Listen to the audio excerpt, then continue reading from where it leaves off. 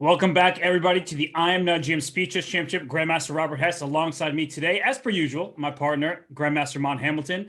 Amon, we have a great matchup in store between Levy Rozman and Greg Shahade. Last time I was asking you who you got. Today's the day. You got to make your prediction. And put on the spot right from the beginning. Well, first of all, hello, Robert. Hello, everybody. Welcome to what should be an incredibly exciting match. I mean, this is the number one seed, Greg Shahade, and I want to say fan favorite, Levy Rozman. Robert, I think that this match is slated to be one of the closest, but we already saw Levy participate in what was the closest one so far against Eric Rosen. So, I mean, who's going to win today? I think that I would probably say Levy should be the favorite based on the ratings and his recent progression. However, time trouble, I'm going to cite that right now, is going to be the number one factor, number one thing to consider when you're cheering for Levy.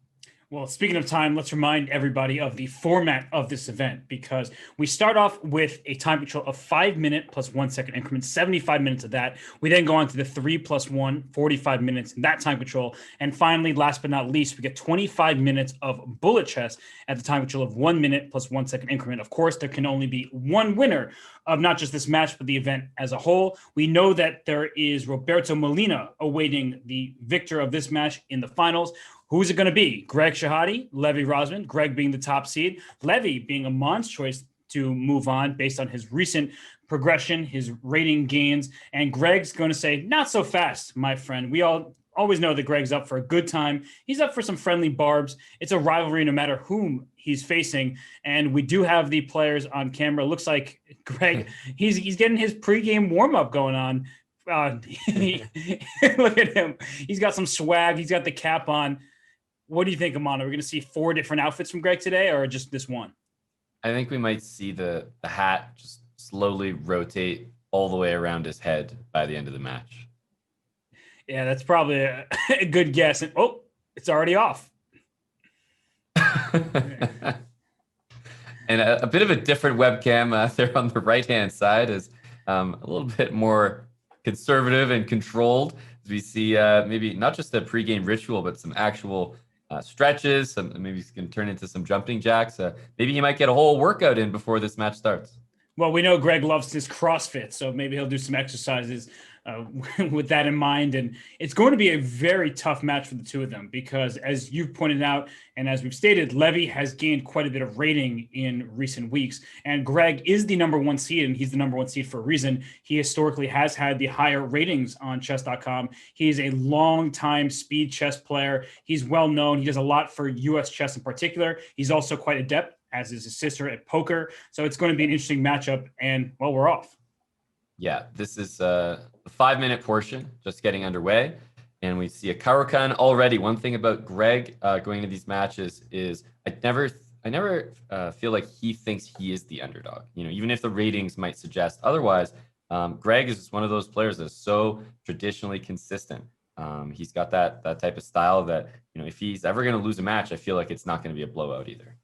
No, but I'm just kind of mesmerized by Levy's rating here. I know he crossed 2,800. I thought he went back below, but he's up to 2,820 in blitz, and Greg under 2,700. So who's the one seed here after all? It feels like that should be Levy's. And the C2 pawn, everybody, don't go and scoop that pawn off, because that bishop could get in big trouble if it captures on C2. Yeah, this is a line, actually, Queen A5, interesting variation. Definitely something that Levy has looked at, this idea to support the bishop with the queen from A5. Like, normally, you don't really want to put your queen on A5. How many times is the queen one of the very first pieces that we develop in chess? We always teach people the opposite. Bring your queen out later. She might get harassed by the minor pieces. But we see Queen A5 to support the bishop, and then Levy plays E6 once the bishop has been developed. He's looking to get castled. What do you make of the opening here, Robert? A good use of time with the Queen A5, queen back to D8, and now to C7?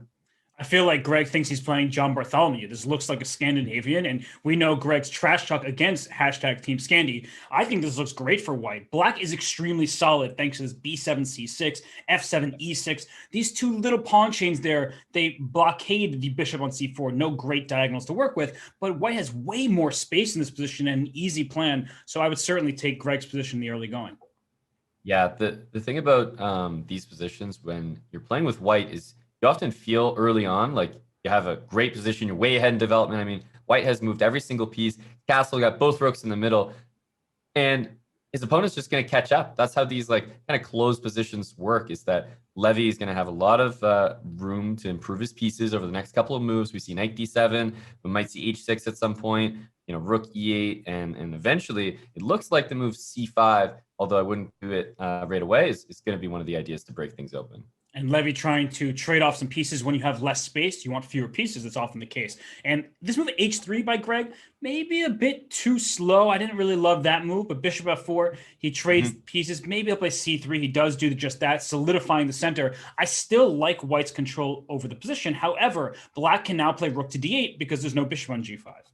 Yeah, no, that trading that bishop was very important, but it was hard for Greg to refuse the trade because after bishop f4, now he can't go back to h4. The move h3 means the g3 square is not under his control as much. And queen e3 often has the idea, hey, if you take me, I might consider taking with the f pawn, bring another pawn towards the middle of the board, maybe think about e4 in the future and have that full central control. That's a good call there, and it's a very solid position for both. Greg has an extra almost 40 seconds at this point. You mentioned it, partner, that the time management, that could be Levy's downfall, or perhaps he's just getting himself settled in here. It is the first game of the match, and he'll quicken the pace as the match goes on. But after queen d6, knight h4 is the move I want to see, because white sort of has done a whole lot of nothing thus far. Solid position, but not spectacular. Maybe play knight h4 and go after that bishop. He does just that. Yeah, and you've been calling out a lot of Greg's moves in the game so far. So just a small edge maybe for white with that bishop and this pawn structure. It doesn't look like much, but come in endgame or something like that, we could see those pawns actually getting fixed with a move like h4. So that's something long term, but no doubt is actually what these players are thinking about, Robert, because the endgame and planning that far ahead is something that players of this caliber have to be doing at this point in the game. It's an absolute necessity. And your pawn breaks, the idea is you say earlier with c5, you really want to get that move in if you're black, but then there's like a bishop a4, now pinning the knight on d7 to the rook on e8, the opening of the d file could be problematic for black in that scenario. So I'm actually not quite sure how Levy should proceed, and he plays b5, which is quite thematic, playing against the light squared bishop, maybe knight to b6 in the near future. I still prefer white's position. I love this move h4. Now you can even think of going for an attack with bishop c2, pawn h5, kind of breaking open the king side. Yeah, h4 is great, and we see all of Greg's pawns. They've maybe without some of you guys noticing, but they've all crept their way onto dark squares, which is exactly what you want to do when you have a light squared bishop. Start to put the pawns on dark squares. You'll notice that your opponent's pawns are going to all be on light squares. They're all going to be targets for that bishop on b3, as we see the first sign of Levy saying, look, I'm trying to break things open in the center with this move c5. Robert, do we like this? Is it well-timed, basically, for Levy? I think if he wasn't playing c5 now, I don't know when he would have been able to do so. And he's just trying to get space for his pieces. One big issue is that pawn moves for black can actually help the white bishop. For example, if you ever think about e5, think again. And that's why he played rook d4, because if you play e5, that bishop on b3 stares at the f7 pawn. So I was just working my way through the logic for a second, and now we see rook d4 played because he's taking advantage of the fact that black should not be pushing pawns off the light squares to open up that bishop on b3. Yeah, no, that's a great point. Rook d4. I mean, obviously the rooks can double up next turn. That's something that Levy has to watch out for, because that knight pinned to the rook is not acceptable. And if you play a move like knight f6 here, there's already going to be rook takes d8, which would be sort of a winning tactic. I can just show something like that. Rook takes d8. And although you want to throw in the queen takes queen first, you're going to be met with this check on e8. And that would just be completely winning, as white is going to pick up the queen on e3 afterwards. Very good call, and that's why Levy retreats the queen to e7. So he trades off the c for the d pawn, then brings his queen back to e7. I think that Greg, and he plays a4 trying to open up the bishop, but that seems to allow some kind of knight c5 moves where the bishop on b3 is no longer defended. So I don't think that was a timely decision by Greg, but speaking of time, he's up a full minute on the clock. Yeah, I think he sort of forgot about knight c5. It looks like a really strong response, actually. Something as simple as doubling the rooks there would have probably been a little bit better. Even queen e2 just to hit the pawn, but a4 definitely mistimed. I think that Levy with the move knight c5 has totally equalized the game.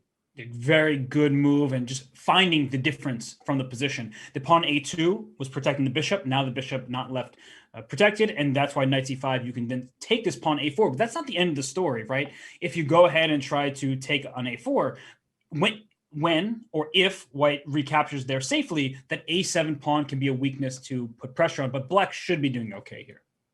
Yeah, I think, okay, goes for the rook trade first. Yeah, you had a choice. Does he want to take on a4? The reason I think he decided ultimately to take the rook first, he didn't want the rook to end up on a4 with the queen ganging up on the a7 pawn. Instead, more pieces off the board. It's easier to defend your weaknesses.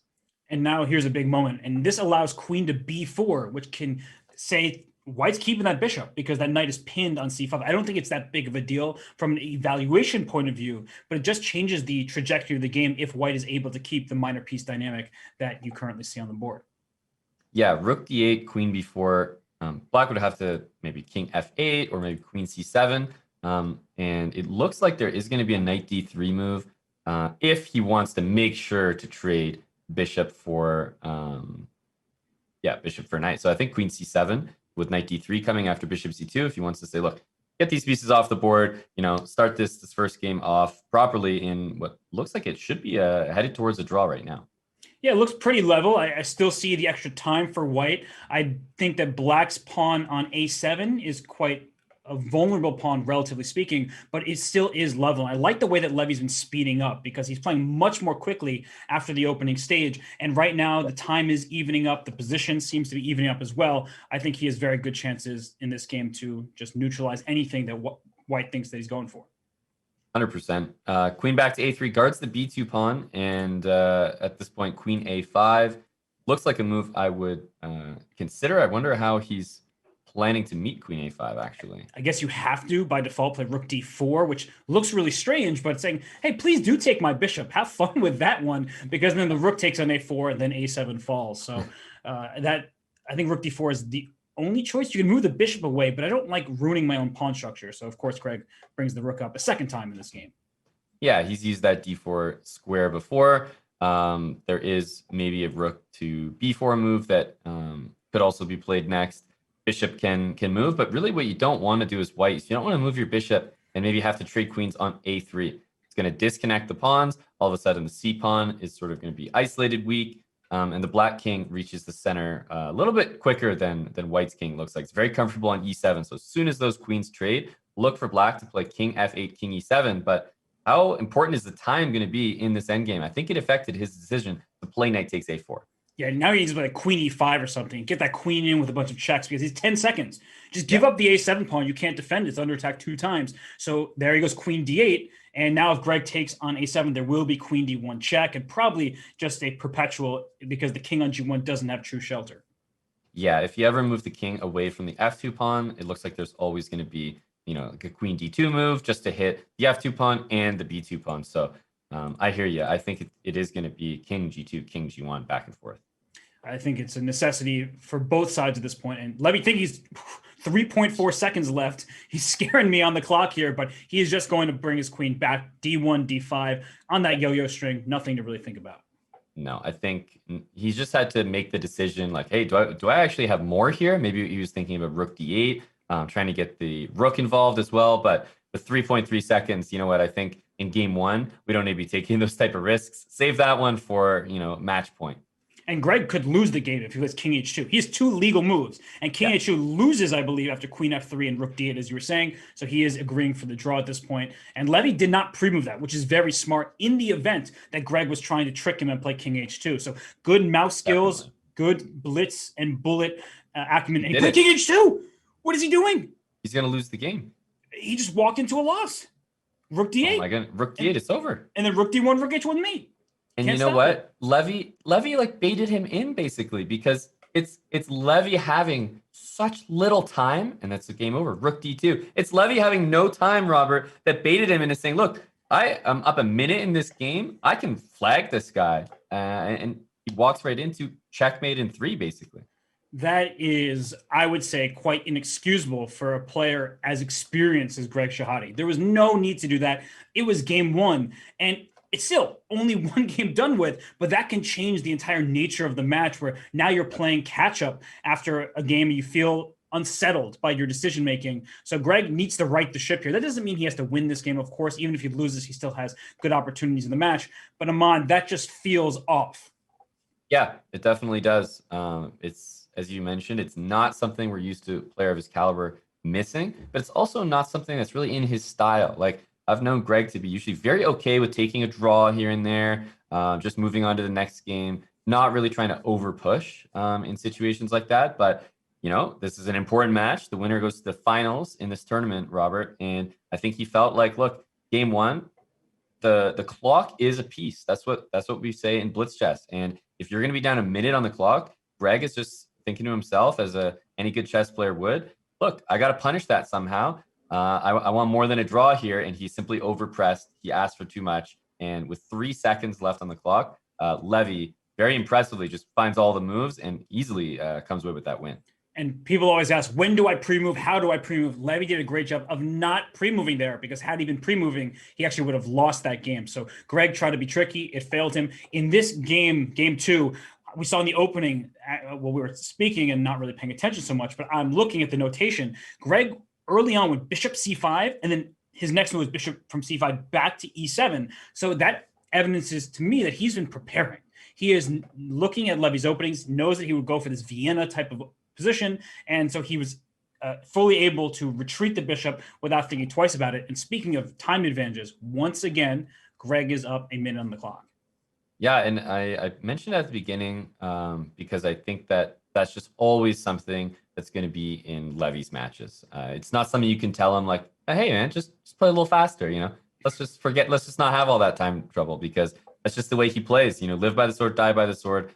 He got into time pressure, but we saw in game one already in this match, Robert, he's able to play well under time pressure and find enough accurate moves to deliver a checkmate on the spot. So, like I said, it's something that might annoy you as a Levy fan. Like, dude, just play a little bit faster. But I mean, it's how he gets his wins as well. His position looks great right now with the pressure against the Black King after. I don't even know how to take on d5. Knight takes, bishop takes, both look really good. I like bishop takes more. You have an immediate threat with knight takes g6, and the f7 pawn is pinned. King to g7 looks like you're barely holding on. There could be some kind of queen g4, or bishop takes f7 to follow. You have to be super careful in a position like this. But I do believe that Greg has to do something like a king g or h7 just to not lose a pawn on the spot. Yeah, definitely. Knight e7, it's like maybe a move, but as you can tell by my intonation there, Robert, that's not a move I'm super happy to play. Knight e7, just going backwards. And even if Levy just has to play, you know, bishop back to b3, your knight on e7 doesn't really have a bright future ahead. You know, I like your move, though. Knight e7 at least challenges White's setup for the time being, because we can't just allow the bishop to sit on d5 or knight on f4. It feels uncomfortable, but Greg does move out of the pin, but that leaves the f7 pawn a bit vulnerable, right? There's only one defender, currently one attacker. When the knight moves out the way, the rook is going to team up. Maybe there's a queen b3 to keep an eye on. So I just feel like Greg's position is quite vulnerable right now. Lots of loose things happening on the king side. Definitely. Levy's about to get one of the best structures against a bishop. Pawn on b2, pawn on c3, and pawn on d4 is going to be perfect against both of Black's minor pieces. So full control of the center. Basically, every minor piece in Levy's position is a little bit better than the counterpart in Greg's position. And Levy seems to have the fundamental knowledge of this position to just play very simple chess, frankly. He gave his dark square bishop, then brought his knight into the center. He has a bishop on a great diagonal. He's broke free the f file by playing f4, and now queen g4 play. Watch out for bishop takes f7. That's clearly the threat. So I think Greg has to play a move like knight to e5 or your knight e7 move from earlier. And he plays the more active try, but that could also mean that the knight gets kicked in the next few moves. Yeah, this pawn d4 is going to happen. One thing to watch out for Greg in terms of counterplay is after the move d4 happens, he might really quickly look to play moves like queen b6, c5, and put a lot of pressure on that pawn. So it's not like Levy just gets the center and gets to keep it the whole game. As soon as he takes it, Greg is going to be looking for those attacks from the flank, c5, and he is going to be putting some pressure on the center. And he goes bishop h4, so just trying to kick away white's forces. Levy just puts his queen on h3, says, what's next? I'm going to play d4, whether you like it or not. And I don't even know what to do for black. Queen e7 feels like a move that you play just to keep f7 defended for now, but there could still be some tactics flying in the near future. So I think that Greg's in a tough spot. He should spend quite a bit of time because he is up on the clock. And Aman, what about b5 just to get the c4 square potentially? I say it with a question mark as I make the statement. I feel like you and I have both suggested moves for Greg with question marks at the end. It's a tough position to play. That's what that means. It really is. The opposite bishops, we always say in chess that, sure, those might present drawing chances in an endgame, but in a middle game where there's queens on the board and tactics flying everywhere, they actually do help the side that is attacking. And in this case, if there's one side attacking, one side a little more aggressive than the other, it's going to be Levy in his position right there. You can see based on the queen's position, that's exactly what it's indicating. So that bishop from a2 doing a lot of work with tactics on the f7 square, g6, even just bringing the rook over, rook e1, g3 to support the knight. A lot of just solid options for Levy, but no knockout blows that I can see. Well, I think bishop takes f7. I'm only using the hint of the eval bar as I looked in my periphery. Bishop takes f7 would justify a +2.5 or whatever that says. So I think that there's bishop f7 with knight e6 to follow because of the pin on the h-file, tactics galore. We showed after the game, but I think that was a missed opportunity from Levy. Yeah, knight e6. And I mean, that's what it feels like to get that little nudge from the eval bar. There's a tactic, whereas you're in Levy's position. You don't have that. You don't have that knowledge. It's hard to find those tactics in the game. But I agree that did look very promising. And it was because of that nudge, as you pointed out, because it looks like a position that's very promising still for white. But we see that the evaluation bar is closer to the center, which means that white missed some opportunity. And it was very hard to spot because you had to see the line all the way through. You don't just sacrifice a bishop for a pawn and hope that it works out. No, you really have to calculate. And Levy doesn't have all that much time left. It was a difficult tactic to spot. So we, of course, understand his decision making. And right now, Greg is countering Aman. All of a sudden, he went h5. Will he play h4 and get a kingside initiative of his own? That's h4 might be good, not even for the initiative on the king side, but maybe even just to prevent h4 by white. Kind of gains a little bit more space in an otherwise cramped position. We see both players in the last couple moves. They've ended up putting their kings on g7 and g2, which is the opposite color of the opponent's bishop. So it's a nice safe square for the king. Bishop h6 drops back. I think this might just be preemptive, expecting h4. Yeah, it's, what are you going to do about it, Levy? And right now, Levy down to a minute, 3 seconds. He plays e5, which means that Greg has to make an important decision. Does he play d5, looking to close? He does, but does that allow some kind of e6? Not yet. The rook on f8 stares through the f-file at the queen on f3. So e6 would be the move you want to play, but you need to time it well. Yeah, and he goes bishop b1 because Levy's saying, look, I'm not interested in having the bishop on a2, going c4 or trying to open that diagonal. I'm done with that diagonal. It's on to a new one. After the move e5, b1 to h7 just opens up for that bishop. We might see moves like knight to f4, or I like even the slower move like rook f2, rook e2, just intending to always double the rooks one way or the other. And he plays knight f4, and if bishop takes, you could probably take with either piece. G takes looks interesting because you want to use that pawn as a battering ram to f5. The g3 pawn going up the board, trying to open up the black king. And that's why Greg is thinking here. He does not want to take that knight, but he may feel like he has to because of a sacrifice on h5 or a pawn e6 type of move. Or Aman, it looks like combining your ideas with rook e2. Now you can double, depending on what takes place next, on the f-file most likely, or the e-file if something were to open up, if black said, made some kind of move that like f6. And you can't do it now, but if that were the case, then you may want to use the e-file instead. Yeah, no, it's just a flexible move. It also guards that pawn on b2. This e3 square, just something to keep an eye on in case the knight moves. I'm looking at stuff like knight takes h5. I'm sure Levy is as well. Very tempting. Bishop takes f4 played. I instinctively like g takes f4 myself here. G takes f4, using that pawn, thrusting it forward to open up the black king. But after G takes f4, there could be f5 for black, like a desperation. Please, let's keep the position closed. And if you don't take en passant, which you are legally allowed to do, then maybe I do have some kind of defensive setup. And Greg goes for f5, and Levy has 28 seconds now to figure out, does he take en passant or does this actually help black? Yeah, I would not take that. I would just move the king, probably to h1. Just bring the rooks to the G file, and there's going to be some combo of like bishop f5, rook takes g6, and queen h5. This game must end tactically because that knight on c4, Robert, it cannot participate in the defense at all. Yeah, that's the biggest difference. If that knight were on e7, you may think that black could survive this. But look at rook g5. Taking on h5 is an immediate threat. Taking on f5 is a threat as well. This might just be over with, actually. I just don't see how the pieces can defend. White has 1, 2, 3, 4 major attacking pieces. The rook on e8 and the knight on c4 are not defending at all. So it's just, you're just outnumbered, I feel.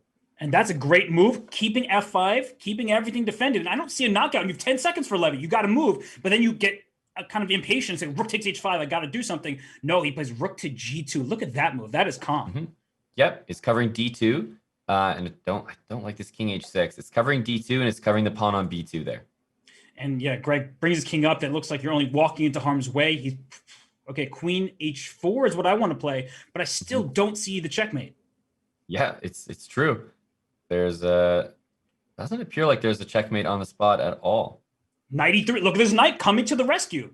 Yep. Knight g4, and there's knight f2 check if you're not careful. And wait, the c file opening doesn't amount to anything just yet.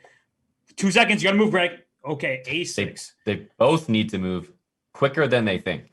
Right, and they're playing a bullet scramble. Neither king is safe. And whoa, that's a big decision there, and it might just be winning. Queen h5 is mate. Mate in one. That's mate in one. Woo! Well done by Levy there. Wow. Yeah, that was really well done. And it's so weird at the end. It's like I'll just flip back to that game because I feel like no one was able to really take in exactly what just happened there at the end, Robert. But look at this, a hero bishop, by the way, covering c2, covering e2, covering e4. It's like the only reason that Levy's alive in this game, and I think he's winning because of it. Yeah, that was really nicely done. He did not get impatient. He could have sacrificed his rook earlier. It did not work out, it seems, an earlier time. So he waited. He found the opportune moment. He seizes on it, and he wins a second game in a row. And now Greg's definitely regretting his decision from game one because he did not need to lose that game when he had to draw by repetition just at his fingertips.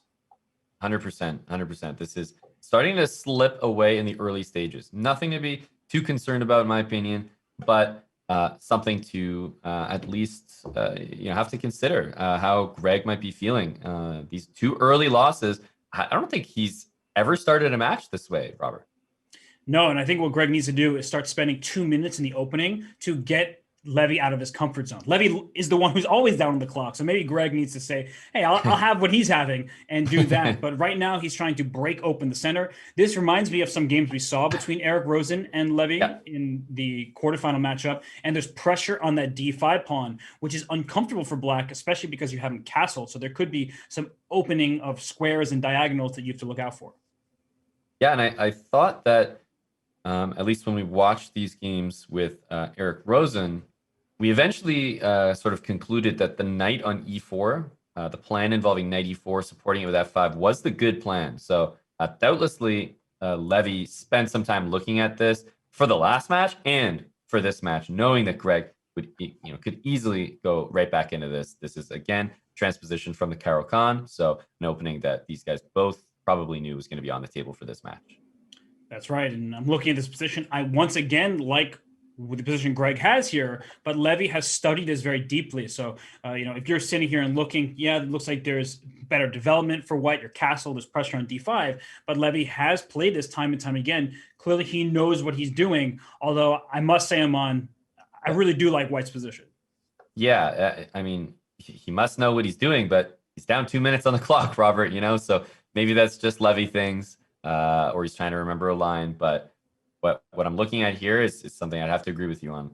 Pawn on c4, attacking in the center. Basically, as soon as white gets a rook to c1, you start to feel like the position just flows. And this a5, a4 plan, in order to basically, quote unquote, defend the d5 square, that's quite something. And it's a bit slow because the king's in the center, so you can take and then take on e6 because there's a queen hanging on d7 with check. So d takes e6, you've already taken 2 pawns, and black will get one of them back, but it feels like white must have the upper hand in the ensuing queenless middle game. Yeah, has to be, I would say. But in this position, I mean, I feel like a5, as you mentioned, Robert, is not the type of move that you just sit at a chessboard and think of. Like that's definitely in some file that he studied somewhere. Is it going to be exactly here? I'm not sure, but it's definitely something that is going to lead to a position like right now where I feel like he's seen something like this before, and he knows maybe he's not just dead lost. At least there's some compensation as Greg has to play a3 due to the pin from the a8 rook. Black is very active. Yeah, there's actually quite a lot of compensation because the extra pawn is this isolated pawn on d4, not doing that much yet. So black has the activity that white needs to be careful about. But this pawn on b3, that pawn can be attacked with a rook d1, rook d3 maneuver at some moment. I think that for now, black can claim an okay position thanks to the activity. But once it's warded off, then Greg's advantage will really show itself. Yep. 100%. That pawn is kind of everything in the position. As you mentioned, without that pawn on b3, white's pieces are a lot more free to move around. The knight on e3 also doing work here, because if that black rook is able to get down and sort of entrench itself on c2, it's all about the light squares, in my opinion. In this game, if we see king e6, knight d5, trades could even be good here for Levy. We can see something as crazy as like king e6, king captures d5, and it's actually totally safe on d5 and very, very good in the endgame. Yeah, that king would be an amazing blockader against that isolated queen pawn there. And Greg is trying to figure out the best way forward. He can play rook d1. Does he have time to go for that rook lift to d3 and take on b3? It does look like it's very time consuming, and white's position is awkward around the board here. But I don't really know what black's immediate plan is. As you point out, the knight e3 is such a strong piece, taking away the c2 square. So will black commit to move like pawn f4? That puts the pawn on a square that's quite vulnerable. So I'm not sure that you'd want to do that. It allows the knight to get to g4 and then to e5 if you play f4. So what's black's response right now? Yeah, rook d1 has two purposes, from what I can see. Number one, as what you mentioned, simply rook d1, rook d3, rook takes b3. The other one, and it sort of ties in with maybe the move f4, is the knight can come back to f1, which is now available, and then hop to d2, challenging the knight on e4, but also making sure that if you capture on d2, well, I've got this knight on f3, it can also capture on d2, and I don't see a way to defend that b3 pawn. That's a really good point. So maybe you have to play some kind of rook lift for black to defend the pawn, but you don't want to sit a rook just defending that pawn on b3. You need to be active. You're down a pawn. So you're offsetting the material cost with your activity. And so you do not want to play some kind of rook c6 to b6. That feels a bit off here. So let's see. What else can be done for black? Can you try b5, b4 and just rush that pawn through? It seems like rook d3 takes b3 would be the antidote to that. Yeah, b5, b3 comes to mind, or b5, b4 rather comes to mind. Also trying to use the b4 square in general. So it could be a piece as well. Like one of the only things that Levy has in the position that Greg can't really deal with too nicely at the moment is this pin from the a8 rook. So we could see either this knight or this bishop plant itself on the b4 square. For example, bishop b4 could be one way to try to deal with knight f1, knight d2. But rook a6, maybe he's saying, look, if I have to plant a rook on the b6 square, I'd rather use the one from the a file. So at least I'm still on that open file there with rook c8. And Greg quickly plays rook d3. We're anticipating rook b6 to defend the pawn. He can play bishop to d2. He can finally develop that piece. It may not be going anywhere after that, but at least the rook on a1 is free to move around the first rank. And then black still needs to come up with a plan. Greg has an extra minute and 15. He's essentially double Levy's time, and he has the extra pawn here, but converting this will not be an easy task. No, it's as soon as you move that knight on e3 for like a knight f1 plan, you also give up a lot of light squares in the middle. Knight d2 played. Don't think there's any tactics that he's considering just taking it here, because knight b3 is very hard to stop.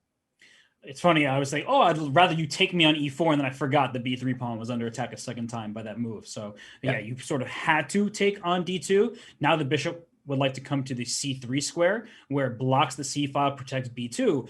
And this knight d5 for black, blockading the isolated queen pawn. This is what we've learned a long, long time ago from the likes of Mimzovich and Capablanca's games. It's a very good square to blockade in, but you can't get your king to blockade it. Like you said earlier, Mon, you would love to play king e6, but rook e1 check will kick the king away. King c6 walks into rook c1 ideas. That's no good either. So unfortunately for black, you kind of have to back down from the square. Yeah, if you try to occupy the square now, you'd simply run into d5 as well. So king e6, you wouldn't want to check with rook e1. King d5 would happen, and that king, surprisingly, in the center of the board is actually very, very strong. So instead, king e6 would be met by d5. We see those milliseconds start to appear, and with 2 minutes down, if that becomes a regular thing in this match, I feel like Greg is slowly going to get back into this. I just feel like although Levy is talented, in time scrambles, you can't do that to yourself every game.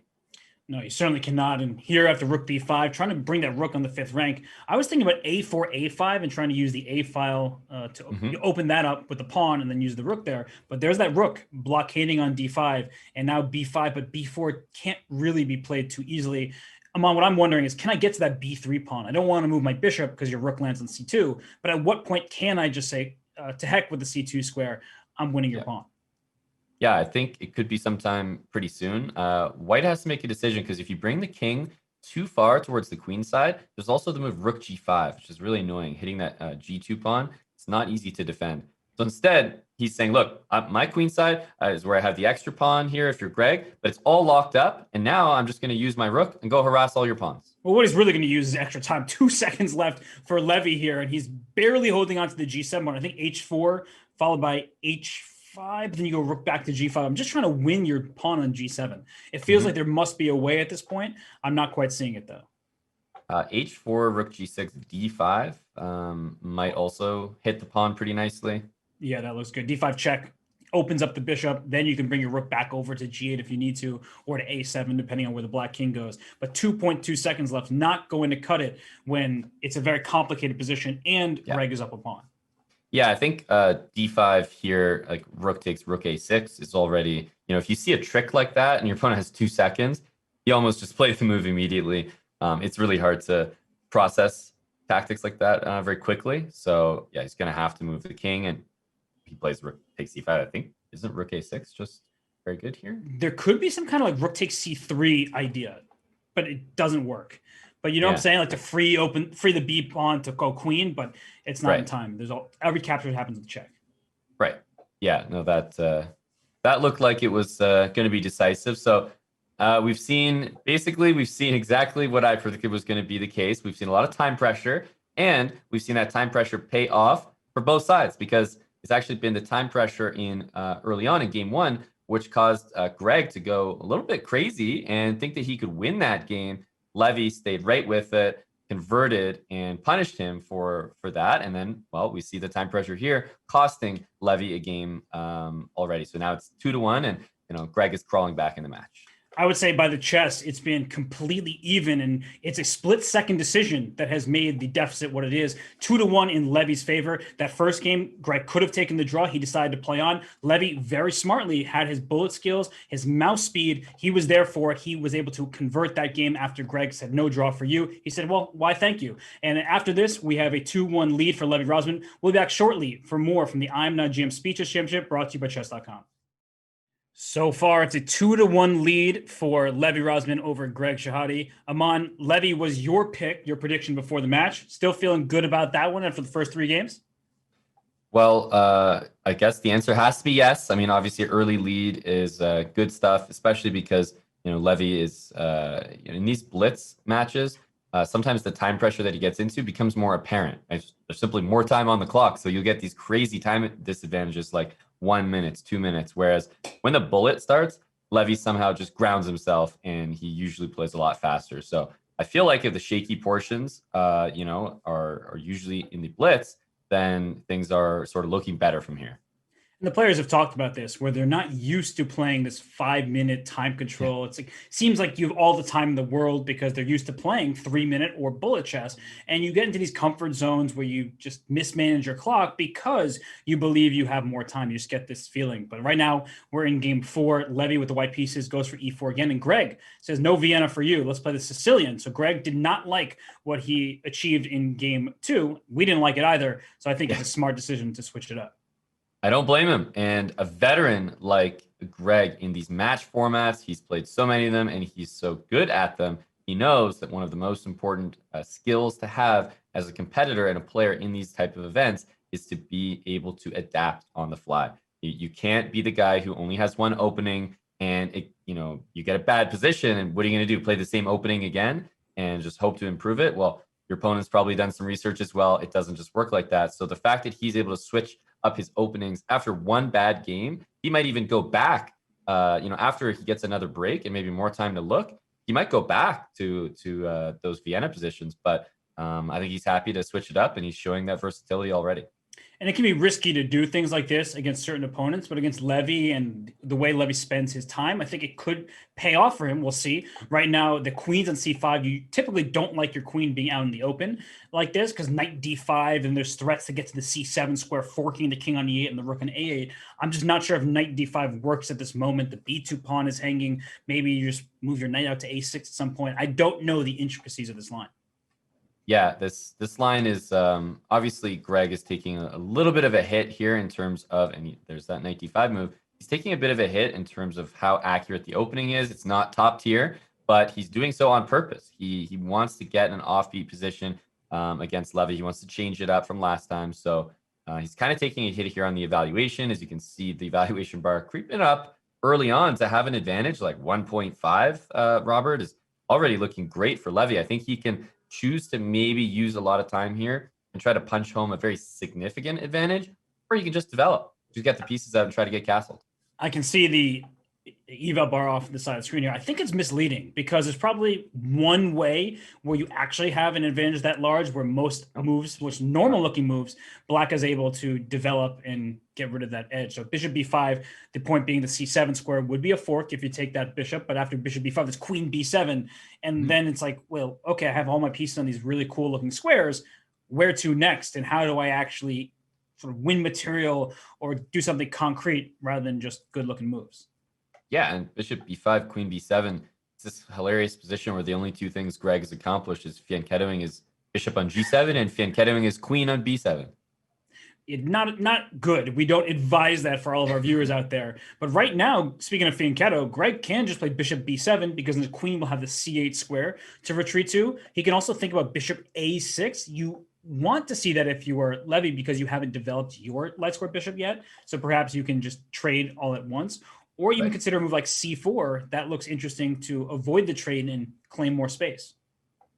I like the look of both of them, but I would say bishop takes a6 and just castling is particularly appealing. Do so with tempo. The one thing is you will have to drop that bishop back, and Levy's already going for something a little bit more complicated, knight d4, and I don't think this game is going to be so easy. Greg has one main issue to deal with, which is the e7 pawn. He can't really play knight f6 to get castled because the e7 pawn has been targeted the entire game.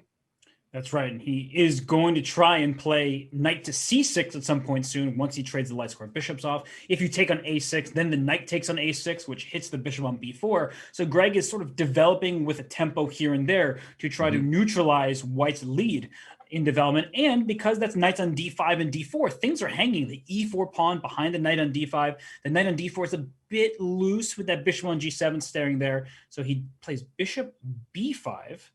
Okay. Yeah.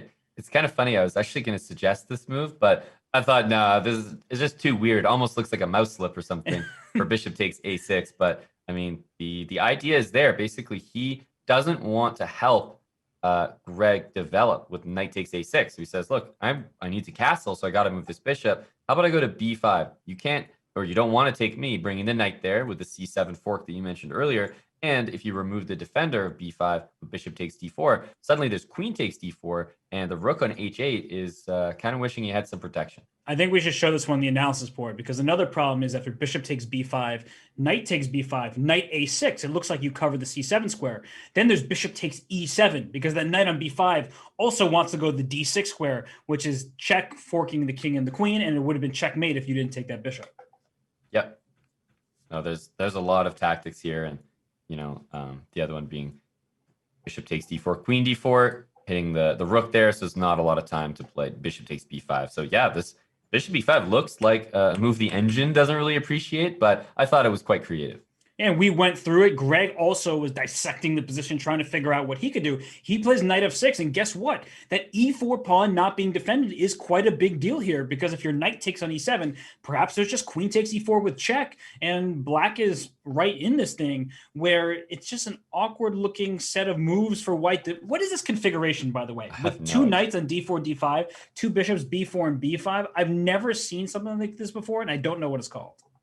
It's amazing how often that happens, even to experienced players and professionals who've played chess their whole careers. It's like how is it move 10? And I can safely say I've never seen a position remotely similar to this in my life. We're going to have to come up with a name for that. But Greg quickly takes that knight on d5. He can now castle, because if you play bishop takes e7, rook e8 is the response, pinning and winning that bishop, or winning other material if white tries to save the piece, because that pawn on d5, that's stuck in place. You don't want to move that. The g2 pawn hangs behind it. But Greg actually decides to take the bishop on b5, a move that I don't love because I thought he could have castled safely, but he is just trying to get rid of some of white's aggressive pieces. And careful of bishop takes b2. Bishop takes b2. If I throw that on the analysis board, I think we have just queen e2.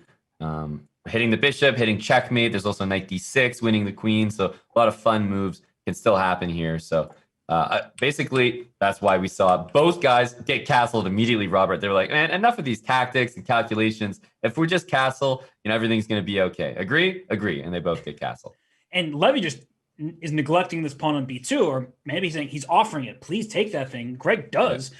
And I'm looking at Levy's reaction. I'm just trying to see, his response, because did he do it intentionally? Based on his body language, I don't think it was really intentional. I think it's just something that you couldn't take it for so long, so you just continue leaving it there. And now that it's gone, you're like, wait a sec, can I get that one back? Because black has an easy routing of the knight d7 to c5 or e5. The c4 pawn is a clear target for black to start putting pressure on. And I don't see how white gets after black's king soon enough to make it worth it.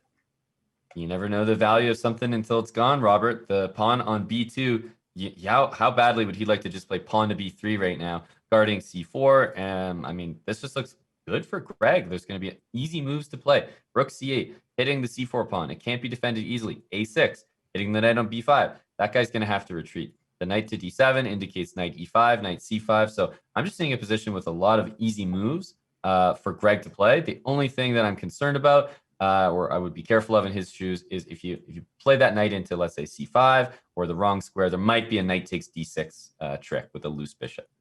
Good thing to point out there. And he plays rook c first, not moving the knight, trying to figure out where does it want to go, e5 or c5. The c4 pawn is a weakness. Levy down to 20 seconds. Greg at 2 minutes plus.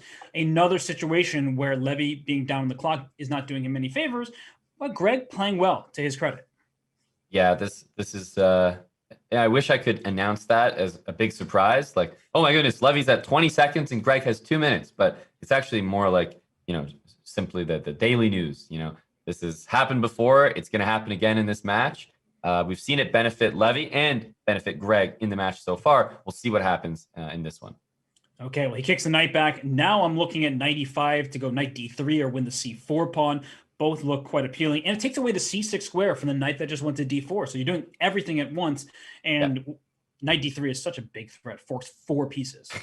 It barely gets better than that. Knight d3 covered by queen e4, but hang on, that c4 pawn is also loose. I'm not sure it'd be in a rush to take it, though, as move knight c6 is in the air. I think it probably can be taken. Yeah, you can take it, knight c6, bring your knight back to e5, but then it starts getting tactical. You start worrying, am I giving Levy unnecessary play? And perhaps you can, he does take it. I was going to say, perhaps you can find an in-between move, something better to do. Greg says, whatever. Let me just grab that thing. Knight back to e5. Yeah, instead of b5 supporting the knight, it looks like Greg is interested in just simplifying. But if Levy gets, knight c6, pawn takes c6, at least that's one small thing that he can try to push. That c-pawn is his saving grace. And you don't want to allow bishop takes e5 if you're Greg, because then you can't get rid of the knight on c6. So this is what we've seen, a trade of pieces. And, well, Greg can take on f6, but then that pawn gets into the c6 square. He can also consider a knight move, but the e7 pawn's hanging, and I don't really want to give back some material. So I guess you just take on f6 and deal with the pawn being there, but it doesn't look very pleasant. No, I actually might play knight e5 here. I can't really tell if that's going to be worth it, but I feel like if we're going to play an endgame with queens, rooks, Greg is up 2 pawns here. So giving one of them back to play that endgame looks a bit better than allowing the pawn on c6, as you mentioned. And he does play knight e5. I don't like that pawn on c6, so I really agree with his decision here. And he can just play rook d8, take on e7. We swap queens. I take on d5. I'm a pawn endgame, no risk. You have 1.8 seconds. He barely got that move off. Haven't even been looking at the clock, but he is just making these moves in the nick of time. And after e6, 2 extra pawns for Greg, he should be able to convert this. Yeah, h5 is just hanging as well. Rook takes h5 is the simplest. Rook back to d5, and there's no shot that Levy holds this one. h5 played. No, he's down the clock. Greg's moves are easy. A5, B5, B4. Just keep pushing things. There's no risk. Your king is very safe on g8. In fact, it's white's king, and it's about to be in some big trouble. Yep. Yeah, queen d2, for example. Queen d5. It's funny. We've seen this queen and rook endgame before, all the way back in game 1. f2 is hanging. h4. I mean, the position's just falling apart. Yeah, rook h5. There's got to be a mate here. Rook something to h2. Queen g1 check, picks up the queen. He goes this way, and Greg Shahade evens the matchup. Yeah, and this time pressure is just not going to be okay going forward. It looks like Greg has sort of grounded himself, right? The first couple games were kind of high octane, high pressure, and he sort of calmed down and said, look, I'm going to play against my opponent's maybe main weakness at the moment, which is time pressure.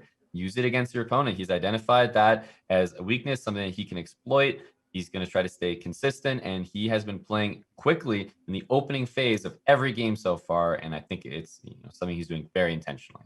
And that's why the evaluation bar after the opening or in a position with so many pieces on the board can be very misleading. Sure, the objective evaluation looked very good for Levy in that last game, but there was no easy way to go forward. There was no clear tactical opportunity, nothing of the sort. And once Greg was able to castle and get his king safe, he then quickly snagged that pawn on b2, went up a pawn, and never let it go. So now that we're in game 5, it's 2-2 with the white pieces. I once again like Greg's position, but that's also because I don't play the Caro-Kann from the black side. And with the open e-file to work with, I think all of white's pieces being on quite good squares, it just seems like a slight advantage for white at the early stages. Not that anything major has happened. I just prefer these positions from the white side. Yeah, and the evaluation bar right around the middle there, right around even, which is pretty much reflective of this position right here. We see knight to c1, knight to d3.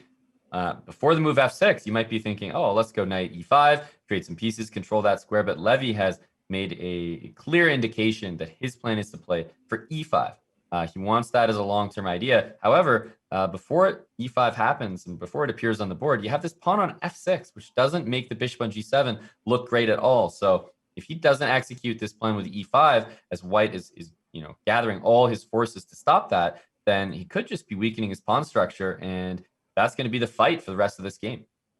And look at this position. How many pieces are hitting the e5 square? I'm counting 5 for white, and then there's 3 currently, but the 4th will be the rook for black once e5 is actually played. So even figuring out if e5 is possible is a nightmare. It hurts my head to consider it. Like, I think e5 is bad right now, but I'm just more assuming than actually calculating piece by piece.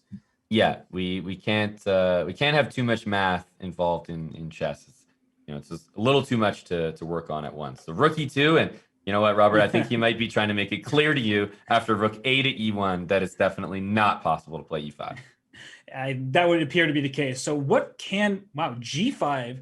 So he's trying to kick the bishop, but if the bishop goes back to h2, I wouldn't be surprised if he plays h5. And then he should try to play g4 and kick the knight out of f3, whereas the knight on f5 is very strong. I love this decision by Levy. That is hard to play, and he did it quite quickly. So I'm a big fan of that. Yeah, and after g4, you might even see g3 afterwards. e6, he just shores up the pawn on d5, the knight, and also puts the pawn on e6 so that maybe white can't use the e6 square himself. And look at the pawn structure. Those knights on d3 and f3, they're rendered kind of useless. They are defensive pieces, and that's why the knight went back to d2. Wasn't doing much on f3, didn't want to allow g4 with tempo, but the b6 pawn takes care of c5. The f6 pawn takes care of e5 and g5, and black's knight, in particular the one on f5, is very strong here if you ever do play a g4, g3, or if you sack your knight for the 2 pawns in the center, which he does, and then you take the rook. It's a really nice imbalance of, it's going to be a rook for a rook and 2 pawns with 2 minor pieces. Aman, whose position would you prefer? I think I would actually probably prefer white.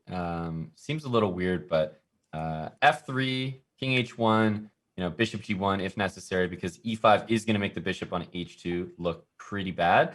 I'm just concerned about the light squares here for Levy. I might like his position if maybe some of these pawns were back on h7 and g7 and the bishop on f8. But because the position is so open, I think that the knights are really going to have a field day on some of these weak squares. And that's a fantastic move, f4, just highlighting your point. Hey, the opening of the position, more pieces to attack with, sounds good to me. And this pawn on h5 would love to go back just one square to h6 to keep the king side safe and sound. But if with gf4, knight takes f4, now h5 is under attack, e6 under pressure, the d5 pawn as well in some cases. So I really like that move by Greg to play f4.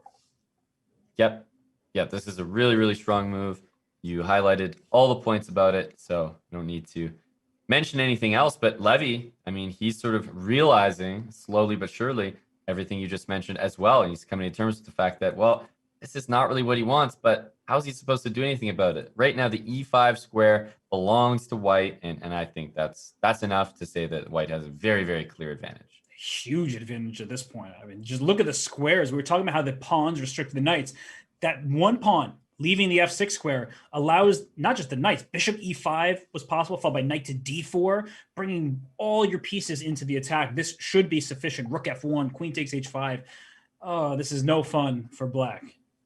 Yeah, the only thing that I don't really like about Greg's move, and I was thinking maybe bishop e5 would be a bit better, is there's a lot of back rank checkmate issues with the king and bishop like that. And, if you play bishop g3, there's always h4 to consider. So I feel like this bishop is a little bit trapped for my liking. And rook f1 is not so easy to get because there's either my queen takes f1 or queen e4. And while he takes on h5 and rook comes to c2, this is starting to look a bit scary for that king on g1. I see the eval bar says white is just in cruise control at this point, but I'm not sure what that move is because I would be concerned. He plays the calm bishop g3, and that takes care of the back rank problems. It covers the f2 square. Maybe that's all that Greg needed was just to stay composed and make a very simple bishop move. Yeah, I know. I saw the evaluation bar kind of tank down after that move, but bishop g3 is the most logical move to me. It watches over e1 rook, the f2 square. It allows the king to go to h2. So I thought bishop g3 was a fantastic multi-purpose move. And how to press forward from here. I'm looking at knight e7 checkmate. So knight g6 hits the rook and threatens the fork, which is actually a mate on e7. That's one idea that I have in mind here. I guess I could go knight c6 if for some reason that's the better square. I'm not sure if moving the knight at all is a good choice because black can just respond with rook f7 to knight g6, but then maybe the other knight gets into e5. So perhaps it's just time. Throw your knights forward. Yeah, king, something like king knight f2, knight g4, king h2. Those are the type of moves I'm looking at. And rook d1. And why did it go to -5? It must be g4. Just because the eval bar. There's a tactic. You cut the queen off. You attack at the same time. I mean, that's a very easy thing to overlook. I didn't see it until I saw the eval bar go crazy. But rook, and he does find it. Levy, so clutch when it matters. That move is, I mean, I'm waiting for the Greg reaction because that move is going to put it, yeah. That's disappointment in himself. And Levy, you see the head shake there? He's like, yep, this is my game now. the ever expressive Greg Shahade.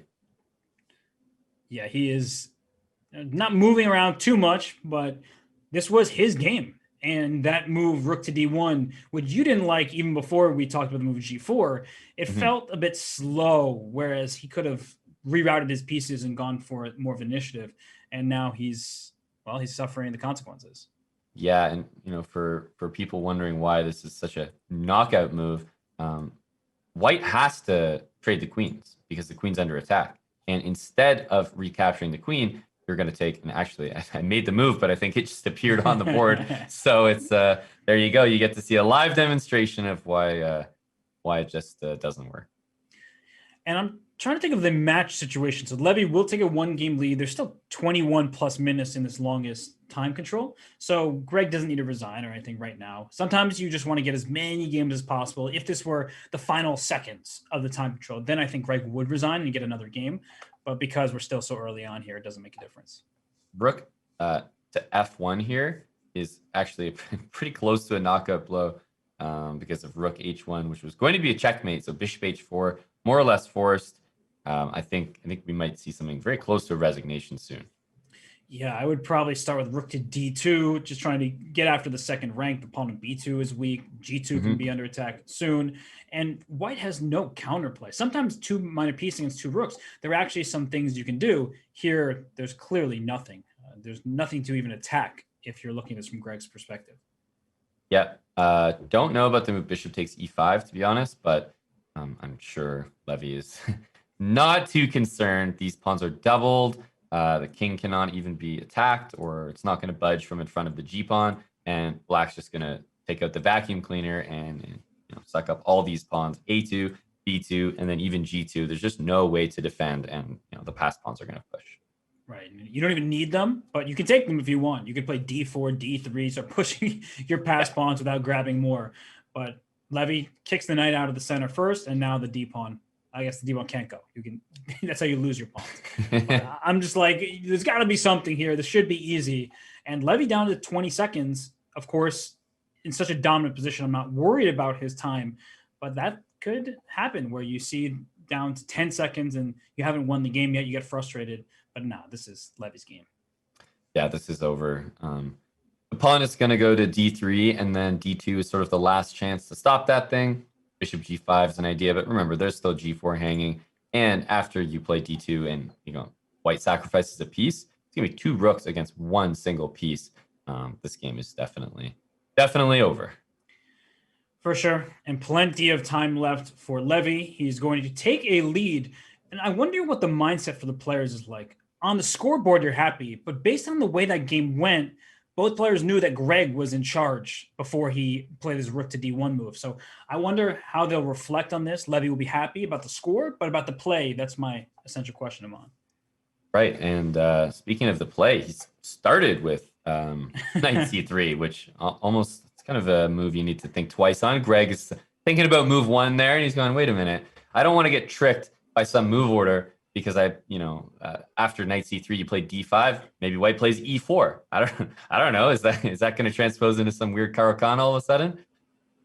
Speaking of move order and changing things up, Greg did not play g6 on move 2 this game. He must not have liked the position he obtained. Well, we didn't like it. The engine said not so fast, not good. I think bishop h6. Do you know this line, Amon? No is the short answer. And the long answer?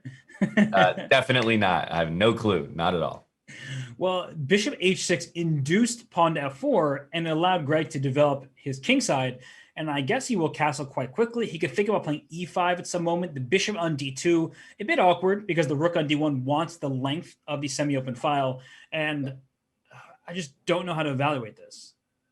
Yeah, this is, once again, we've seen some very unique positions in this match already, I want to say. We've sort of got this center game by white, almost against the Sicilian, just taking with the queen, leaving the queen on e3. And I was about to mention that usually in these type of openings, you want to use the pawns a lot. However, e5, very, very committal move in the center by Greg. You can see he wants to use that bishop on h6. Actually wants to make use of the fact that it's on that weird square.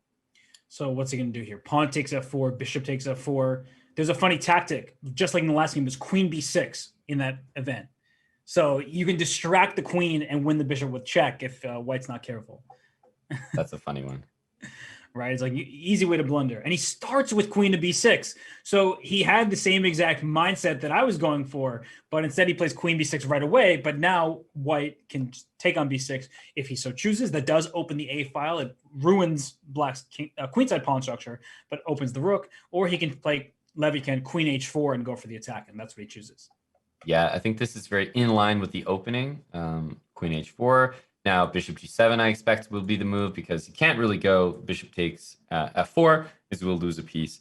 And Levy, look at that. This is almost like the Grand Prix attack style. You play f5 after the pawn takes. You could take back, but that's not usually the plan. You usually want to get the pieces involved, whether it's bringing the knight out, bishop g5, and bishop h6. Both look very, very tempting.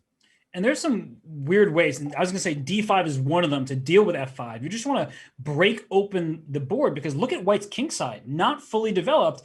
And the king is on the queen side. So maybe black can be quick to attack on that side of the board. If e takes d5, there could be a knight d4 type of move. Black's pieces are jumping into white's position and it could be uncomfortable. But Levy first takes on g6. That's smart. And now Greg needs to figure out, hey, wait, do I open the h file, which he does, or take on the g6 square with the f pawn, which opened the diagonal, which looked too risky for me. It did look pretty risky. I mean, we're on move 13, going on 14, and you're being quite generous there, Robert, by saying that White's king side is not fully developed. It's not developed at all. He hasn't had the chance to move any of those pieces. And again, he goes with one of the pieces he's already developed. So just going back to those fundamentals, I'd have to say that Greg's position has got to be great. Like knight takes e4. He's trying to meet that with maybe a knight to d5, but I just don't believe in it.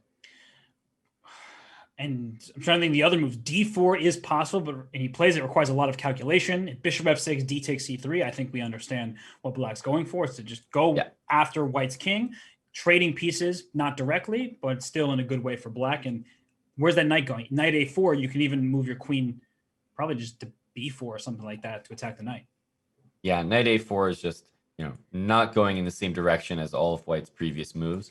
So knight D5 would feel like the more consistent move, but knight A4, not too impressed by Levy's position here. However, he is playing a lot faster than we have seen him play in the last couple games.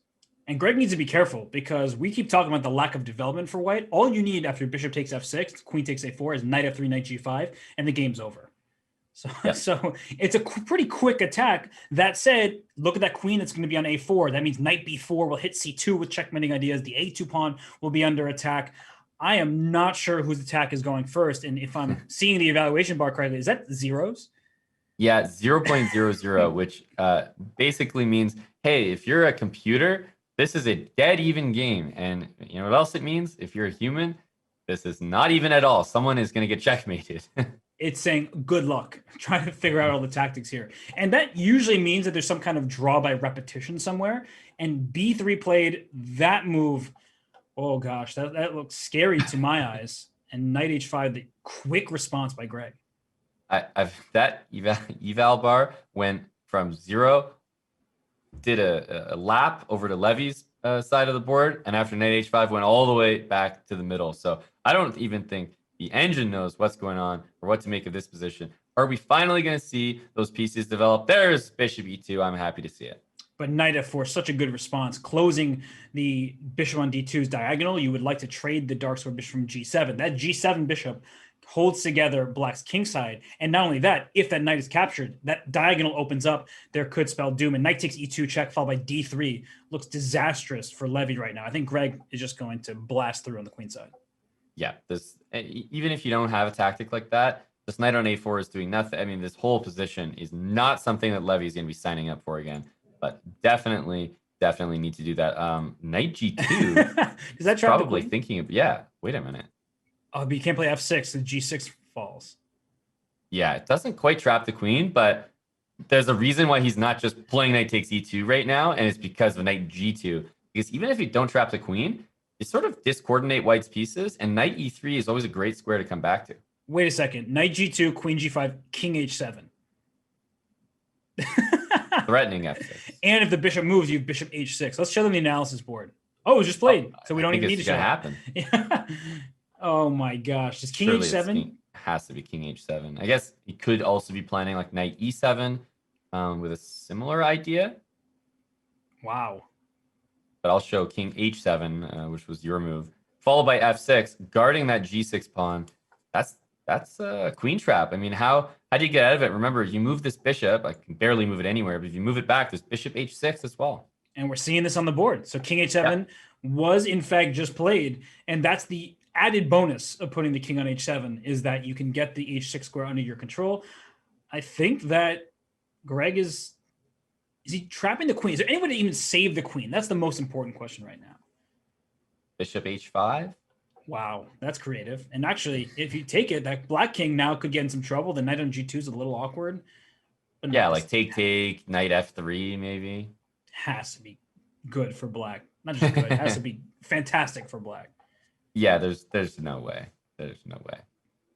But I think you almost have to play bishop H5. I mean, it's like, imagine you don't develop a single kingside piece, and the only one you develop, it's like, yeah, all right, now I'm just going to send you over here into battle to die immediately, and got to save the queen.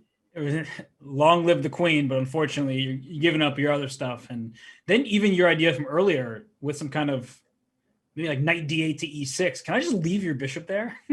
Yeah, it would be cruel here to be a threatening f6 and just not play it. Just play bishop e6. Just develop. Yeah. Oh my gosh. And I was trying to get the knight to e6 to trap the queen anyway, because like knight d8 to e6 is available. But I'm guessing you can even just capture on h5, and that's that. But Levy's spending a lot of time here trying to figure out a way to save the queen. Unfortunately, even if he manages to do so, probably doesn't have enough time to save the game. Yeah, there's this is more of a frustrated type of thing. Like g3, you know that knight takes e2 is good for black, so you're not even thinking about other moves that might be even better. And knight g2, just hit him like a truck. He goes h4, and I think he has some idea to get like a bishop c4 and go for some cheeky checkmate idea, Robert. But you know, that would be absolutely sick. But unfortunately, he goes knight of 3, so he's trying to get that kind of checkmate. We will see the classic exchange of one pawn for a queen. Oh my gosh, it's actually kind of interesting. So, and do you have any other choice for Greg? Because I want to take the queen. There's a queen for a pawn available to us.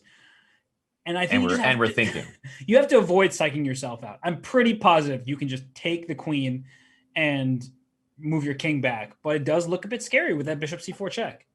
It's one of those positions I would just take the queen, because if I'm wrong, that's just insane. You know, like yeah, it's like I just couldn't accept it. He went knight d8 because he wants to block on e6 once he does take the queen. Yeah, covering e6, f7, because he could give up some material, and we do see h5. Not sure it's going to be enough though. Takes, knight takes, and I think he can go back to g8 or h, not h8. Sorry, but yeah, g8 looks solid. Although king g8, bishop c4 check, if you go knight f7, there's h takes g6. So you do have to be very careful here. Queen takes c4. Give it back. Oh, I love that. Give it back. Honestly, wait. What are you? You're up a piece, so it's a good decision. You did give it back. Did you see Levy's face, by the way? He's like, wait, what was that? But black is up a piece. I wasn't even counting material, but this is a good practical decision by Greg.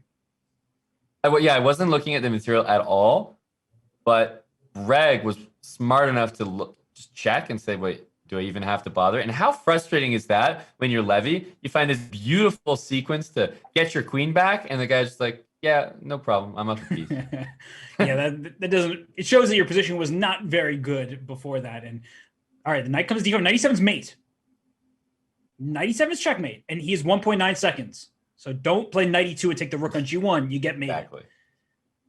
Okay, he's free up the f8 square. Now his king can run to e8, and c2 is hanging. Knight e2 check. All that good stuff. Okay, so he managed there.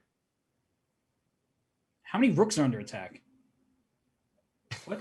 I want to know the accuracy of this game. Because I feel like there's like nobody knows whether they played good moves throughout this one. Wow. I mean, what can we say, Robert? You pointed it out. It was played on the board by Greg Shahade. That was a sweet, sweet queen trap. Knight g2. Very impressive stuff. And well done by Levy to even make that a fight, because most of us would just resign when we see our queens getting trapped. He said, wait a sec, maybe I can get an attack going. And then props right back to Greg for sacrificing the queen instead of getting his king in any danger. So Greg takes a 3-3 tied match into this 7th game with the white pieces. We've seen this before, bishop f5, queen e2. This was game 1, and I liked Greg's position in that one. Do you think this is a good decision by Levy to go back to this opening? Yeah, I don't mind this. I think he had a very solid game.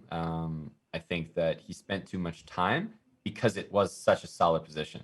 Now, if you're going to tell me you're low on time, make it a game like the game we just saw. You know, that's acceptable. I mean, if you're low on time because your queen is trapped and you have to come up with like an artistic brilliancy to save it, I understand.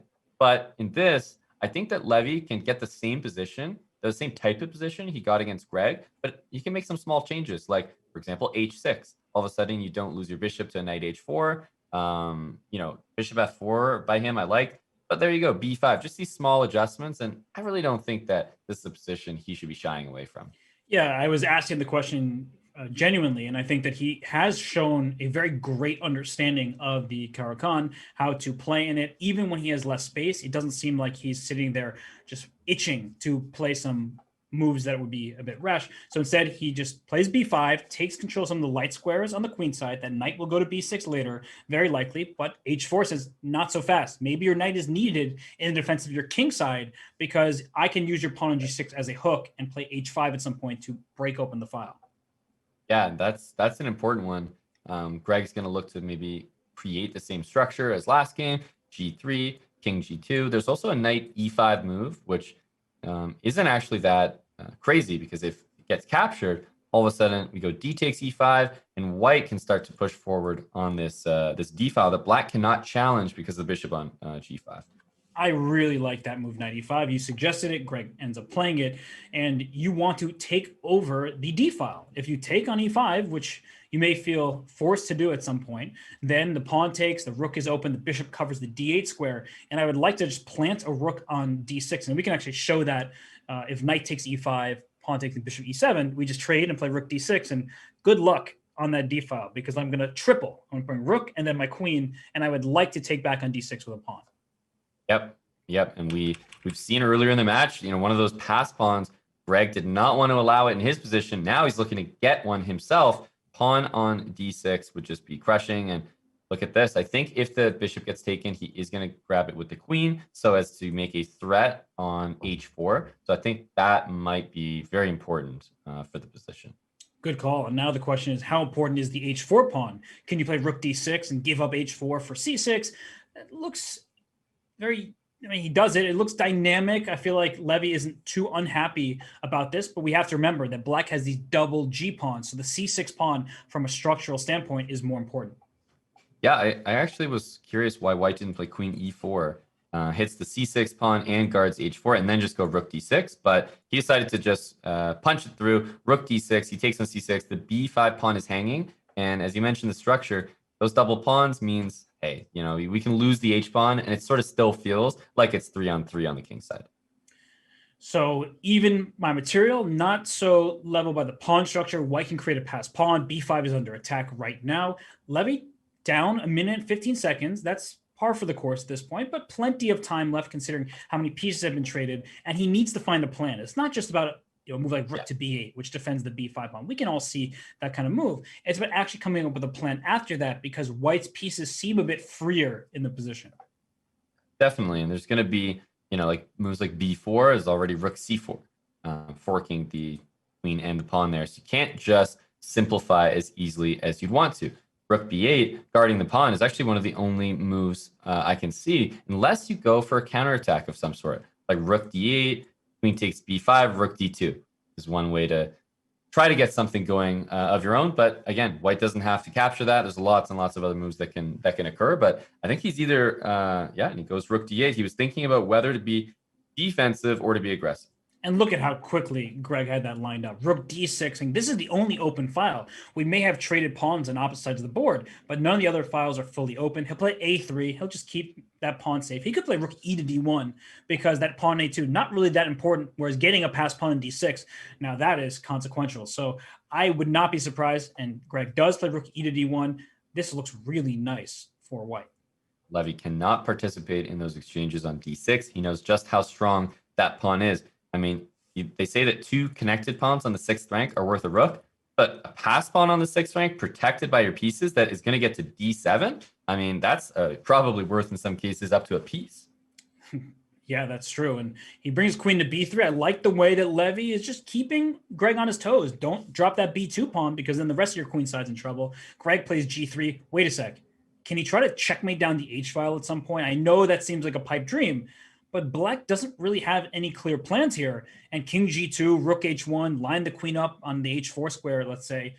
That could result in an attack. Definitely. a5 played, trying to make b4 happen and just simplify everywhere. I think king g2 is reasonable here. I also like rook d4, which just watches over the b4 idea. But yeah, I like king g2 because it's flexible. You're there for the endgame. But you're also saying, hey, remember the h file? Remember that pawn you took on h4? That might come back to bite you. Yeah, I do think rook d4 will be played just to eliminate the counterplay from Levy. And I'm looking at the match clock. Just over a minute left. This is likely our final game unless there's a decision in the next minute, which I don't think is likely. So this position is one for the lead if Greg can maximize his advantage here. But for Levy, you see this situation, you want to play b4. What are some other ideas? You can go from rook c4 to trade off pieces if the rook goes to d4 and open the b file. I'm more worried about black's king than anything. Yeah, definitely like rook c4 as an idea to trade off. Rook d2 looks a bit passive to me. Number one, b4 is not prevented. Number two, there's no more h-file stuff, right? There's no king g2, rook h1 with the rook on d2. All of a sudden, those threats that you might have been able to create in the middle, queen side and king side, well, forget about the king side for now. Wow, and this was an idea I didn't even consider. Queen to b5, pinning the pawn. So Greg allows b4 to take over the b file and pin that pawn on b4 to the queen on b3. If rook to b8, white would play rook to b6 and keep that pin alive and try to win the pawn. That was something. I did not see that coming. And queen c4 looks like just as good of a response, because after this gets taken, then suddenly the pawn on b4 can get taken. I'm a big fan of Levy's response there, queen c4. Because white goes and takes on a5. All of a sudden, black takes on c3 and is able to liquidate the whole game. Be careful. Some of these rook end games might seem crazy, but I think that Levy might have the better chance to win them because of the extended pawn on e5. Something like g5, and the king comes out to f5 in the endgame.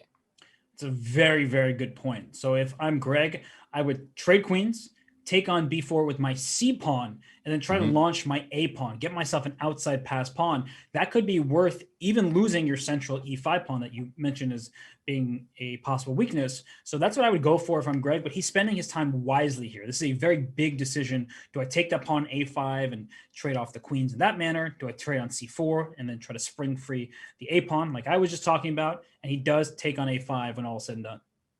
Yeah, and I think this is going to simplify pretty seriously. Greg might be interested in taking that rook, putting it on a2 at the end of all this. Is he going to take with the pawn or the queen? I'm not sure it matters. The queen would sort of force an exchange, which I think is why he's chosen it. And he's going to get that outside pass pawn. Whether or not Levy can deal with it is another story. But if the queens are traded, the a pawn will survive, and we'll try to just keep on running up the board up to the a6 square. That would be the preference. And the f7 pawn, something you need to keep an eye on, and the e5 pawn for white. So there are different weak points in the position. And Levy down to 30 seconds, Amon. He's got to speed up. He's got to speed up. I'm just wondering, like, is he thinking about not trading the queens? And he hasn't. It's a kind of an incredible move, because I thought the whole point was to take the queen and disconnect things. But the fact that he was spending time there, Robert, did indicate to me that he was calculating something. And I think we're seeing what that is. He wants the central e5 pawn. And he wants to say, look, with g3 played, there are some real checkmating threats against your king. And queen d4, very brave move. Of rook c1 check, rook d1. We block off that rook, and there's no queen h1 checkmate happening. And 15 seconds for Levy. He brings his queen, into e1, and after king g2, if rook c1, then white has rook d1 to block that first rank, even if it costs the e5 pawn. Yeah, it's just a move he had to play. However, e5 will be, I'm sure it will be taken, but a nice check on the way. So queen e4, white has to decide where to put the king, e5 pawn falls, and then it's going to be basically some pass pawns against the activity and the weakness of the white king. Oh, don't take b2. Rook f8 and then queen d8 is checkmate. I was like, wait, does that hang up on? No, it does not. We see a trade. And I would just bring my queen back to d2. The outside pass pawns are stronger and harder to contain, and Levy has 5 seconds left. Yeah, this should be completely winning. It's funny how one move there gave a big advantage to white. I think it's actually a big advantage for Greg here, no matter what. But queen a1, plundering a pawn for no reason. So we spoke about Greg having the advantage, and Greg says, not so fast. There goes my advantage. And he just dropped the pawn. That was, and look at him, he's shaking his head. That was a completely unnecessary slip, just making a move without really thinking about it with the hand rather than the brain. And now I think Levy should be able to hold this, but it's still not over. He had 1.9 seconds when he made that move. 1.4. I'm playing b5. If white gets the queen to c6, then it covers all the checks. But what is Levy doing? He's doing the right thing. He wants e4 and e3. He's scaring me with his clock. Wait, it's 0 seconds. It's in zeros. Oh my goodness, how? It was like 0.1. Queen e8 check, and then b8 equals queen. Okay, he takes here first, but he can. Oh, he's not queening. Queen d8. And then he queens. And then he queens. And king G1. F3, but king G3 is solid. And that is a hanging queen there. And wow, I mean, Greg tried his best to not win that game cleanly. And I'd say he succeeded in not winning it cleanly, but he did win the game after all. And he is pumped knowing that he's going into the break or at the end of this segment with the 4-3 lead. He's pumped. He looks like he's about to pump some iron, get his CrossFit session real quick. We're going to take a quick break, and when we return, we'll come back with the 3+1 segment of this I'm Not GM Speeches Championship match. And just a reminder to all of you out here who haven't been following from the beginning, where have you been? But you see how each player has arrived to this point. Levy Rozman took down James Canty III. That's GM Canty, to those of you who know him, and Eric Rosen in what was an absolute barn burner. That was a tied match, had tie breaks, and then Levy ended up on top. And Greg, on the top of the bracket there, he beat Alexandra in an odds match. He then went on and beat Kostya Kavutsky, and now he's here playing against Levy. So based on what we've seen, this has been anybody's contest thus far. Aman, I think the players are living up to their billing. Absolutely. I think we knew this was going to be a close match, and we also knew that there was going to be a few factors at play, which we have seen already. The time pressure has made for some very, very exciting games. Greg is seemingly maintaining his sort of controlled style, but he has had to, he's had some wild ones. He's made some crazy decisions to try to, go for a flag in a position where he should just take a draw. So I think we've seen a little bit of the nerves and a lot of actually costly blunders by Greg in this match. I mean, the blunders are just causing the emotions to flow out of him.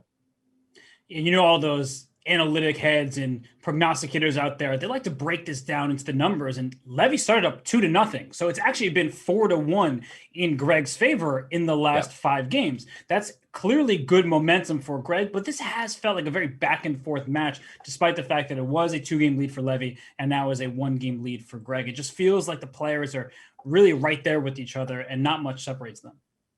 100%. And that's exactly what we have here. As a 4-3 scoreline. As we get into the 3-minute portion, Levy dropped under 2,800 as Greg jumped over 2,700 ELO on Chess.com blitz. Right, just stealing some of his rating points, and we have D4, and instead of these Sicilian lines, starting with a closed Sicilian, now we have sort of a London type setup with an H4 push. What do we got here, Mon? Well, at least compared to some of the recent positions, this is actually one I can drop a comment or two on and know what I'm talking about. So knight F3, the idea, knight E5. If the knight captures, you want to capture with the bishop, and you'll have a nice pin on the F6 knight. So a lot of times you go for quick attacks here. Black ends up castling kingside. White can often decide to go queenside. So he starts with knight E5. The idea is basically G4 at some point, whether it's with F3 and G4, and you might say, oh, Greg, I think he mouse slipped, but backtrack. King F8 is actually a move, believe it or not, that gets played in the system. Yeah, both players have studied this line. That's very apparent. And the rook on H8 is so necessary to the defense for Black, because if and when White plays G4, you have that rook ready to meet that H pawn for White. So I like how both players are handling this. This was actually seen at the highest level between Fabiano Caruana and Anish Giri in Tata Steel Masters tournament. Not this exact position, but this opening. So it has quite a strong reputation, and it's especially good in blitz. Yeah, and we see D takes E4, and it almost starts to look like that, the same structure as a Caro-Kann or Scandinavian, where the D and E pawns have exchanged for one another. And bishop takes E4, I think hinting that after knight F6, you might want to retreat to F3 instead. Bishop F3 can be played here. He goes D5, just trying to break open the center with that queen on D8. The rook typically wins that stare down on an open file, and Greg just takes right back. And what do you make of this, Aman? Because I'm starting to believe in White's initiative here, and yet I look to the side of my second monitor here, and I see that it's just about level. Yeah, the evaluation bar is having a tough time here, but one thing I will say is that Levy's position does seem easier to play. If the queens get off the board, then I really like Levy's chances. I think that the queenside majority here compared to black's 2 pawns is going to be very effective. It's easy to just double the rooks, bring the queen to the middle. If the queens stay on the board, though, I totally understand that there are going to be some aggressive attacking chances coming from black. And that eval bar just shot up, which means that there's a tactic here. And I only see one. I have no idea why it's going to work, but that must mean that bishop takes g6 works. And this is strictly because I see the eval bar go up. It doesn't go up like that if you just play rook h1 to d1, right? There must, and he plays it, so Levy spots it. e7 is hanging. Rook g5 can happen if the queen takes on g6. Yeah, this is just... I've got another piece of advice for you. You know, if the eval bar is up there, and they make a move and it doesn't change, well, guess what? That was the right move.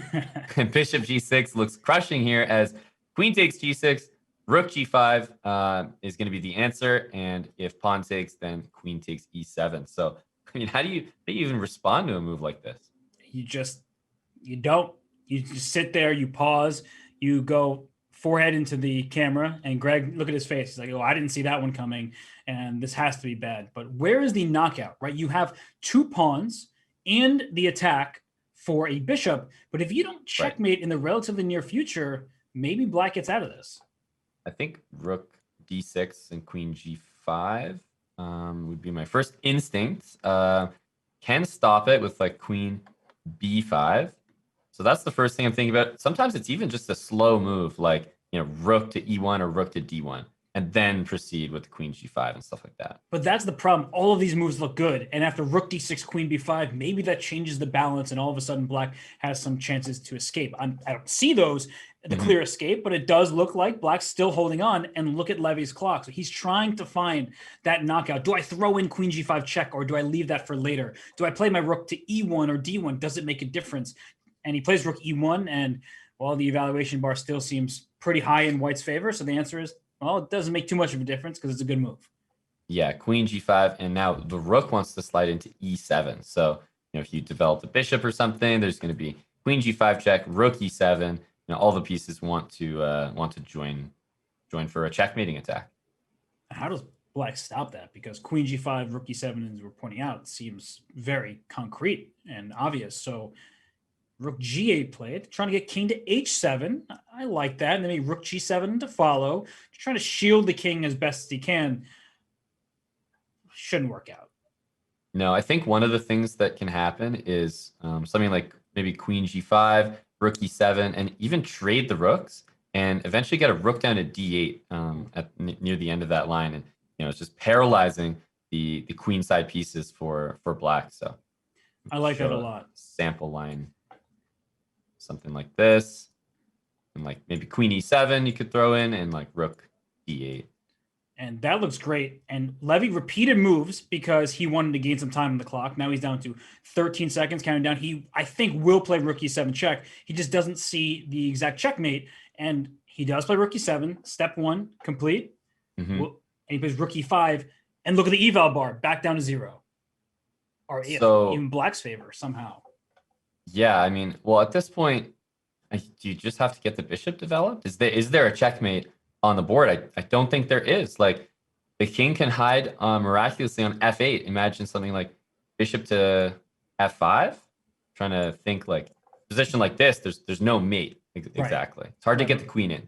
But bishop f5, you can actually play rook takes f5 right away because the g pawn is pinned. So Greg down to 17 seconds and counting down. He needs to find a move here, and the bishop can't easily develop. He's down to 12 and counting down. What's he going to do? Rook a6 played, and that was not a move that the engine liked at all. Queen e7, queen f or e8, and rook e7 to follow leads to move.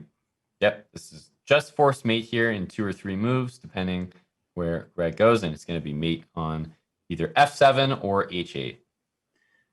So this is one of those situations where it's very good that the players just play the next game and don't get to look at their mistakes. For Levy, you're like, dang, I just played a great attacking game, and we agree with that, but we have the eval bar off to the side saying, well, you actually made a huge mistake somewhere that gave black some chances to get back in the game, but they don't know that, right? Greg doesn't know for certain that he had a save, and Levy doesn't know that he missed an opportunity because it worked exactly the way he wanted it to. Robert, that was a brilliant point, but I was focusing on the fact that Levy did something that is news to me. He he looked like he was putting his opponent to sleep. Is that like a WWE? Like, I'm not familiar with the Levy Rozman celebrations, but is that a trademark? Is that a staple? As soon as he got the win in there, he did the little night to his opponent. I missed that, but he then played the French, so I took a little nap because I didn't want to look at the opening. Because look at this position from Levy's point of view. He has his knight on e7 blocking the bishop. He's the one with double pawns. White is completely developed. Rook's connected. No pieces that are on bad squares. So yeah, I think it was a bit early to maybe rock the baby. And early celebration. It was a very nice game, well calculated, and I think the point you were bringing up earlier is definitely helpful. Could help, let's say, Levy to think that was a clean game, and that he didn't maybe miss opportunities for his opponent to get back into it. So he's feeling good. Chess is very momentum based. After a game like that, we'll see how it affects this game right here. Great bishop on b7. Just got to say it. That bishop is awesome. The pawn structure better for white. Nothing weak in the... I would recommend king to b1 just from... Yeah, well, I was going to say building habits, but that's your series. But it's good to get your king, scoot it away from the center, and play a move like king b1 just to defend the queen side and have yourself feel nice and tucked in. Yeah, always a good thing to do when you castle queen side, king b1. Just make sure nobody wins that a pawn and sneaks in for a checkmate on a1. So bishop a6 and long castle. Of course, the only way that Levy could castle in this game after rook g8. And well, you talked about how good that bishop was. How about now? Oh, you know what I'm just realizing, because I was thinking about it now and it doesn't work, that after bishop a6, knight c3 was a tactic for black. Yes. Because I wanted to play it after castling. Like, wait, it doesn't work because bishop takes b7 is check. So you needed to play that beforehand. And that's the problem with having your king on c1 is queen a3 comes to check and it's out in the open. Yep. I'm just showing that one there. That's a nice tactic. That's the chess player's mind. Even when the move is already passed and we're onto a new position, those chess grandmasters can't stop thinking about previous tactic. Yeah, because king b1 was just played, but before king b1 happened, I was like, well, what can black do here? And then I was thinking about knight c3, but I was like, wait, does it work because of the bishop takes b7 intermezzo with check? And so then I worked myself backwards, like, wait, that was available a moment ago. And after queen to b4, well, we see the idea knight c3 is coming. That's what Levy is trying to orchestrate here. So Greg takes, and maybe just bishop d2, kick the queen away, and take control of the c3 square. Yep. Bishop d2 looks very solid here. c4 is always an option, but I sometimes have a tough time deciding. It looks like c4 is going to be good, followed by like a bishop c3 idea. But I always have a tough time deciding, do you play c3 or c4 in positions like this? c3 keeps d4 under protection a lot better. c4 controls more squares in the center, kicks the knight out, but long term you have to worry about the d4 pawn and also the b4 square. I guess one of the essential questions is, what is black's plan? Because we've seen Levy play the move b5 a lot in these Caro-Kanns, but do you really want to play b5 with your king on the queen side? I know it controls some of the light squares, just feels risky. And queen d3 played not just to scoot over to the queen side, but actually to attack the king side. That h7 pawn is directly under attack and something that's easy to miss. And wait a second, can he actually go steal that pawn? I'm inclined to say yes. I wonder if Levy is trying to go like ultra aggressive with queen takes h7, rook g7, followed by c4, and maybe an idea like c3, and really just try to full commit to the queen side. That actually does look like a very easy plan to execute. And c4 played first. But this gives him the e4 square with check if he needs it. After queen takes h7, the queen can run right back to e4, gaining that perhaps vital tempo, and then that h pawn is pretty important. Yeah, and it looks like, sometimes we look at these pawns on the side of the board, A pawns, H pawns, and they're always a little bit less tempting to capture because you feel like you're going way offside just to capture a pawn. But in this position, totally justified. The H2 pawn's guarded by the knight, so there's no situation where a rook's going to ever end up on H8. He just takes it, goes back to E4. And look, after taking a single pawn, Robert, it's like +5, +6, according to the engine. Where does the king go? I guess if the king tries to go to b8, you just can take on c5 and open up the d file for an attack. Okay, rook a3. So rook e3. Just bring my rook up, go rook a3. Your king has made it. Yeah, I don't see how you can get out of this. And 17 seconds doesn't help. However, even with 2 hours on the clock here, I don't think he's surviving this one, Robert. Rook a3, and we see the evaluation +9. This is like, you put your opponent to sleep, night, and then you take an early bedtime yourself. I wonder if Greg saw that, and I didn't see it. I completely missed it, but I wonder if Greg saw it and he's just showing off his might on the chessboard in this game. Queen b7 now to go to a6. Looks pretty good. Well, we will know if he saw it, because if he saw it, he's obviously going to do it right back. At least that's what I would do. Wouldn't you rather wake up instead of going to sleep? Someone tells you to go to sleep and you're just, you annoy your parent. Yeah, what's the clap back? I don't know.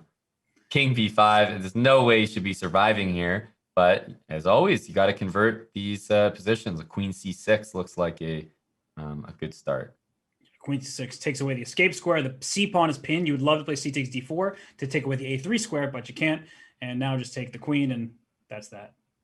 Yeah, that's actually a nice move there. Queen c6. The pin on the c pawn didn't look that bad, but it was very important.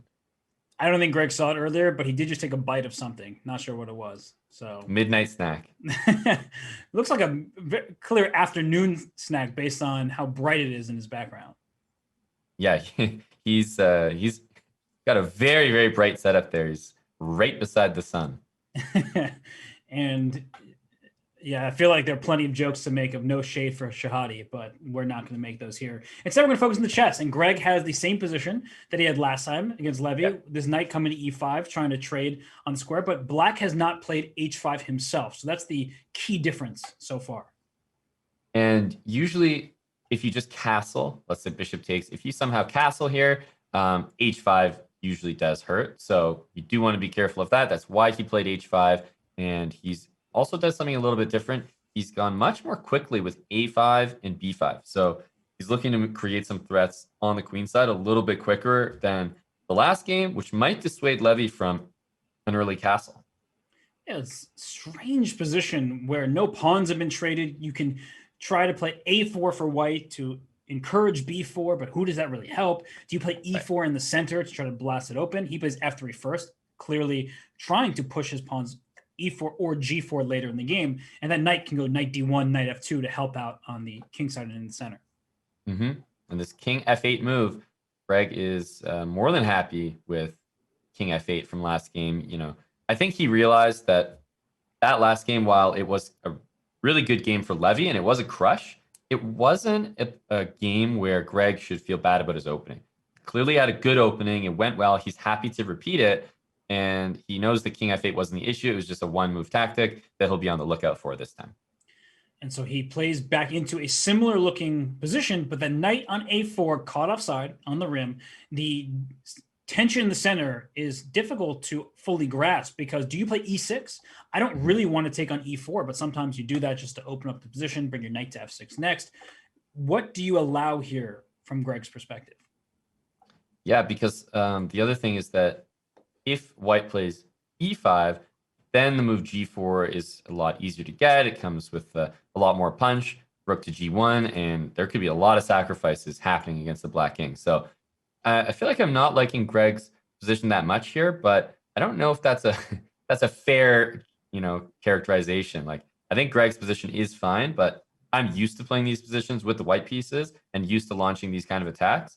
One thing I'm noticing about d takes e4 is that if you take with the pawn, well, all of a sudden knight f6, and that g4 square belongs to black. That's why he took bishop takes e4, but that's not the recapture you'd normally want to do. Well, you have to remember as well that the problem for Greg last time was this d5 breakthrough. That punch was really powerful, and Greg's queen is already out of the way. He can play knight f6 in the near future. Maybe there's time for bishop a6, bishop b5. That knight on a4 is kind of awkward. And after d5, well, I just saw it on my periphery, and I'm looking now at my second monitor there. It says black is better. I don't exactly see why black is better, but bishop a6 to b5 comes to mind. Yeah, bishop a6 to b5 looks good. I mean, let's hope there's no flashbacks to the pawn going to d5 and bishop takes g6, because I'm at least looking at bishop g6 a lot more now after the last game. But bishop a6 to b5 looks good with tempo. The knight on a4, if you ever have to play b3 to defend it and capture it, that's a total disaster and completely ruining your queen side. Yeah, those dark squares become blacks for the taking. And look at knight f6 played. There could be a queen f4 check, so you can take on e4 after that. If you take on c6, well, that pawn probably not surviving much longer in the event of this kind of queen f4 and moves like that. So Greg just finishing his development, both about a minute and 15 seconds on the clock. Pretty even there. I start to like black's position because I think the king on g7 is safe. And in your mind, you're trying to launch an attack for white. It just isn't easy to accomplish. And again, he's quick with bishop a6, so I think he's going for the same bishop d5. I thought that white was going to have to play bishop d3, so that bishop d5 wasn't going to happen, but the knight can move to the c5 and b6 squares, which is important. You don't have to play b3 or anything like that.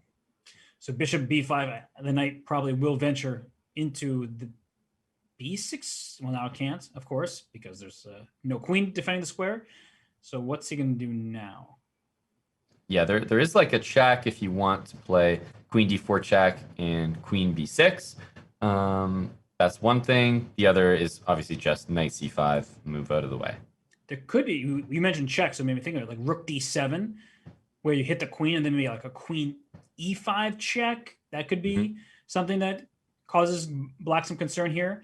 Although Levy's he's really thinking right now, and he's trying to solve this position as he's down with 30 seconds. And it starts to feel like that knight on a4 isn't so comfortable. Yeah, I think that after queen takes e7 here, there's a move like queen f6, and the bishop would be forking. It would like uncover a fork on the rook on d7 and knight on a4. But queen e5 is saying, look, you cannot play queen to f6 because of queen takes b5.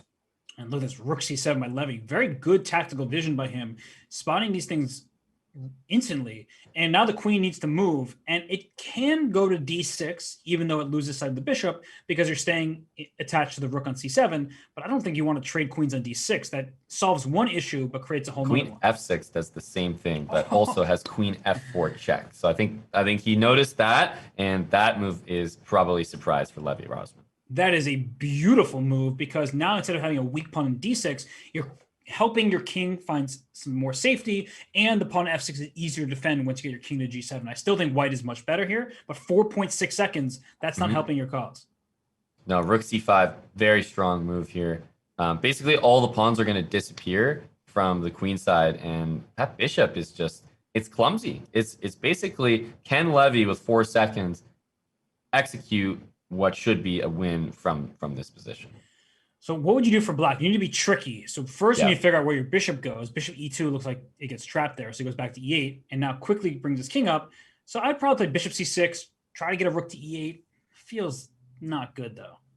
Doesn't feel great. Again, the bishop has nowhere. The bishop is the biggest issue here. Bishop b7, rook c7. This is just not what he wants. I would probably have taken that bishop. Okay, but rook d4. To simplify. Now you have some chances. Take h4, rook h2. Don't put rook h2 now. h6. Yeah, don't pre-move that. But you want to get rook h2 to happen, and then push your h pawn. Bishop to f5. Okay, so c4 incoming. That's the plan for white. 2 seconds. It's a bullet scramble. Oh, now it's just bullet for both sides. Oh, so he had that lined up, sacrificing there. Wait, the king gets in the corner. Rook c3, rook a3 would be mate, but there was 96 check. 90. Okay, rook a4. Oh my goodness, mate. What a move. What a move. And it's even material, but black's king is more active. I like the way Levy's playing that he's got some good speed right now. A4, rook c4, rook b5. Okay, rook b6 maybe. Just, take on a4. Terrible move. Oh no. Yeah. Oh, that was bad. And can you get away with taking on g2? That's the question. Greg needs to sit and think for a second here. I think it's probably a draw nonetheless, so he's just going to make it rather than risking anything. Both of those guys look like they're sort of happy to come away with a half point. They may feign some, I should have had better there, should have had better, but at the same time, Robert, we know how those time scrambles go, and the nerves, were probably an all-time high. And they split the point. They also are going to split because it is the halftime break for them. Both sides probably need to stretch their legs, take a breather. That was really exciting chess. They both had chances there. And unfortunately for Levy, he couldn't quite convert in his time scramble. Aman, any advice for the players before we head to break? Well, keep doing what we're doing because, as a fan, we're entertained. So I hope they don't change that much. It's literally back and forth. The score reflects that is a 1-point lead right now. The openings, I don't think have been a disaster for either player, really. There's nothing to worry about there. Obviously, you could tell Levy about the time, but we know that's ingrained anyway, Robert. So we'll just sit back and enjoy the show. Enjoy the show. We certainly will. Everybody, stay tuned. We'll be back in a few. And as you see on screen here, the prizes for the event, we are in the semifinals. The winner takes 450, 450 split by win percentage, and of course, a shot at the finals on the line. That is the big prize for the players. Amon, it's cool to see this format where every single game counts. So even if you are losing the match, if you win a couple down the stretch, you net some extra dollars in your pocket. Yeah, and I think that's what keeps these matches so entertaining, that even if you have some sort of blowout victory, and, in a lot of other sports, that might make the match not very exciting at all. But here, you still have guys who can earn money every single match, so they're going to keep trying till the bitter end. Absolutely, and it seems like we have liftoff, so we're getting into the next game. It's a 1-point lead for Greg Shahade. We are back to the Caro-Kann. He started with a French. Did you see that? Right when we went to break, Levy played a French. The game was canceled, and now he goes to the Caro-Kann. Yeah, it's almost like the French is not usually something people want to do intentionally. So after some reflection, Robert, I think he realized the error of his ways. He said, you know what, let's turn that into C6. I don't see any problem with the Caro-Kann. It's been working well. This is what I was saying before the break. I don't think either of these players needs to change the openings. That's not where this match is being won and lost. Yeah, and something that I've voiced a number of times already is that I prefer White's position, but it's a stylistic choice. It's not because Levy is playing a bad opening, nothing of the sort. In fact, he's playing it very well. It's just I've never been a particularly huge fan of the French defense and the Caro-Kann in particular, but he knows his stuff. He clearly prepared. He's showing Greg that you may have a slight edge at the opening. That's not going to determine who wins this match, and I think Black's position is fine right now. Yeah, I think just Bishop B6 here. It's reasonable. Get castled if you're Levy Rozman, and if you're Greg, you're not unhappy at all. Might get the bishop pair. Easy position to play. Knight to E5 at some point. So I think the opening here is very, very balanced. Oftentimes you see a sacrifice on C6, something like just castling here, and it is played. If you want those, take on C6 here, I don't even think you can win a pawn, but a lot of times in these London-esque positions, you just sacrifice a pawn there without thinking. That's true. The bishop on F4 not defended, which means that bishop would have to react after the knight was out of the way, and the queen would be brought up to D6. So the bishop on G4 is also can be captured. So it's a very weird position of what to take, or do you leave everything? Greg decides to capture. And I think that bishop takes F4. I was going to say, yeah, it doesn't look maybe like the most natural because you allow these double pawns, but because there are bishops of opposite color and you can get that pawn up to F5, I think that G takes F6 is actually really reasonable for Black. King H8, taking advantage of the open file, semi-open file, but that's the Black's edge, and rook to G8 can happen at any moment. And White should move the king at some point, but Greg says, not now. I can wait a little bit. How does Black exploit the fact that this rook has a semi-open line directly in front of White's king? Well, I think you should move the bishop back in the next couple moves. F5 is always a nice move because you can control the E4 square, and also think about getting up to F4 with that pawn, challenging the G3 square, and then there's a lot of opportunity for sacrifices with the bishop, queen, and rook all lined up. And hey, he's even looking to double the rooks, so tons of pressure coming up. I think we're going to see bishop back, pawn up, rook over, and then it's all about that knight on C6. Currently, not doing anything. You need to reroute it. Even something like knight E7, knight G8, knight to F6. Call me crazy, but I'm looking at E4 as a destination. Okay, crazy, but that looks pretty good to me. And I really like the way you're thinking about improving the pieces. We can go for the brute force method of F5, F4, as you had highlighted, and look at Greg playing knight H4. Is that knight coming back to G2, or is the queen coming out to H5? I don't see how he's truly benefiting from this. And at some moment, he may have to even play an idea like C4, not one that you really want to play that badly, but just to get some semblance of play for your pieces. Yep. Yeah, C4 is... I mean, look at those pawns. They're always best, like B2, C3, D4. They protect one another, but C4, as you pointed out, might be necessary. Where does White play otherwise? Like if you're not playing on the queen side or in the center of the board, the king side definitely belongs to Levy in this game. So knight e7, he's starting to reroute, but I would have preferred probably to move f5 first. I'm not sure if it matters though. I think it does because queen f3 here hits the bishop a second time. And if the bishop moves, the f6 pawn is quite vulnerable. So he plays queen h5, also a good looking move, but perhaps he could have won the pawn f6. Yeah, that's a small difference, I guess, in position, but it matters a lot.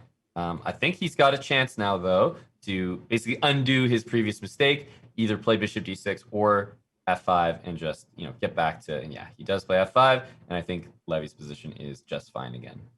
It is. The clock is something that I'm keeping my eye on because while black may objectively be fine, he's spending quite a deal of time to get here. So Greg's king is quite safe. It's not the safest king I've ever seen, but I'd like king h1 in the near future. If that bishop moves, he can even consider pawn f4 just to say no f4 for you, and you control a lot of the center. So he does play f4. The risk is if your idea, Mon, knight g8, knight f6, knight e4, now you can't kick that knight out with a pawn. That's my plan if I'm Levy here, especially because there's not a lot of time left. Then I want to go knight f8, knight d7, knight f6, knight e4. It's just an easy plan to execute and one that doesn't take a lot of calculation. And I have no idea what white does here. Maybe knight e1, knight f3, knight g5. That's one idea that I can consider. Yep. But otherwise, I'm struggling to find an exact idea. Definitely. Well, I think knight e1 is a great move. He does it. Knight f3 looks good. But you know what happens after knight f3? You got to watch out for stuff like bishop takes f4. And in fact, bishop takes f4 now with rook g1 mate ideas, Robert. So if you take f4, knight takes f4, I know I can't capture an f4 with my rook, but I can move my queen away, and I secure two minor pieces for a rook and two pawns. We've seen that trade-off earlier in the match where Greg had a great position and then lost it, but he says, no, I'm just not opening my king anymore. And he goes knight to g5, and what's happening here? 3 seconds, 4.9 now for Levy. I don't really like that decision by Greg, but I understand why he did it. It looked really, really scary there to accept the quote-unquote sacrifice. Bishop takes f4. I guess he's saying that this position is just going to be easier to play. Knight h3. This looks just like you're down a pawn, and a very important pawn at that, because the pawn f4 helped your king feel safe. Now your king will never feel safe. So 25 seconds for Greg, not that much time for him either. That's a fantastic move as well. Rook g6, threatening rook to h6, which just traps the queen. And even if it doesn't trap the queen, it's going to be hitting that knight. So queen h4, I mean, you do not want to play that move, trust me. But he pretty much thought he had to. His queen was getting trapped. I wonder if there's a trick that Greg can line up somehow. Because 1.8 seconds left for Levy. He barely got that move off in time. Cannot move the knight from h3 because rook g1's mate. And what is e5? What? Wait, what? Now rook back to f1? There's no way. No way he meant to do. No, I think he did. I think he thought he was trying to get checkmate because he has no time on his clock. But I don't even think white's worse anymore. I definitely don't think white's worse anymore. There could be some kind of, don't move your knight because rook h2 checkmate. Okay, it's not checkmate because the bishop. Rook takes h5. Nice find by. Wow, he found that with no time. Wait, how does he point? Whoa, he literally had no time on his clock, but yet he is getting out of this. Oh my gosh. I do not understand what's going on here. That's mate in one. I understand that. That's about all. But how did he find rook takes h5 and rook g5 check with, as you said, literally no time on his clock? He's just seeing the tactic. He's doing a really good job when he's under duress. That honestly sounds counterintuitive because if he's in time trouble, shouldn't he be playing worse chess? No, he's been playing really, really well with the waning seconds. So now we have a hashtag Team Scandy. John Bartholomew, I know you're watching. So come on, type in the chat. We know you're here. You should be thrilled that your arch nemesis, Greg Shahade, went into your opening now. There's only one place that John Bartholomew is when these matches are on, and it's in the chat for every single one. We know you're right there, John. Come on. That's why he didn't play, so that he could watch. He had a much better time being on the sidelines here. And look at this move, b4 from Levy, sacrificing the pawn so you can get the e5 square for your knight. You can play rook to b1 to use the semi-open file to attack the king on c8. This is how you take advantage of black's play. Is there no pawns out for black. All of them are on the 7th rank. So you don't really control many of the central squares. So b5 will kick that knight next move. Yeah, it's such a weird type of position to have where you don't have any pawns in the center. Like both sides are sort of refusing to play e5 and d4, despite the pawns being available. Yeah, and honestly, I thought it was black's turn with that pawn on b4, but it turned out it was Levy's, and he spent nearly 40 seconds. And now he's playing a kind of two different ways. He played b4, went aggressive, and then played d3 as a follow-up, and Greg just snags the pawn and says, I can actually plant my bishop on b6 later. Bishop c or a5, bishop b6, and I'm going to close down your open file. Yeah, and knight e5. Wow. With a hanging knight on c3, let's go hang another knight with knight e5, Robert. You're asking me to calculate too much here. So knight takes e5, rook takes b4 will be the response. Does that help white? Does it help black? I feel like black king isn't in that much danger just yet. And look at this. The queen on d7 can be captured, but then the queen on d1 is taken next. Yeah, so I'm still wondering. It's like queen takes e2, or even the knight takes e2. I think both of them could be played here. And I see the eval bar in black's favor. I agree with that. I don't think that white has fully justified the pawn sacrifice, but there will be long-term potential because of where black's king is. And the side with the weaker king is the side that typically struggles on a blitz game. Great point. Yeah, and also being attacked, though, Levy is going to have that sort of blitz balancing of he's down a pawn, but just being able to attack, play aggressive moves, it's a little bit harder to defend in blitz chess. However, knight c6, I'm wondering who's the one attacking, because knight d5, knight d4 are easy moves to come in next. And rook c4, awkward placement, but maybe it's necessary to coordinate with bishop f4 on the c7 pawn. You need to be up a minute when you sacrifice a pawn like this, not down a minute plus. And that's been the theme of the day. We keep talking about this. It's not going to change. And Levy has been performing admirably despite the time deficit pretty much every game. I think that if you are Greg here, knight b6, just shore up your king. Very safe now, both knights defending. Then play on the king side. Maybe there's going to be a f6, even an h5, g5, push your pawns forward and attack white's king.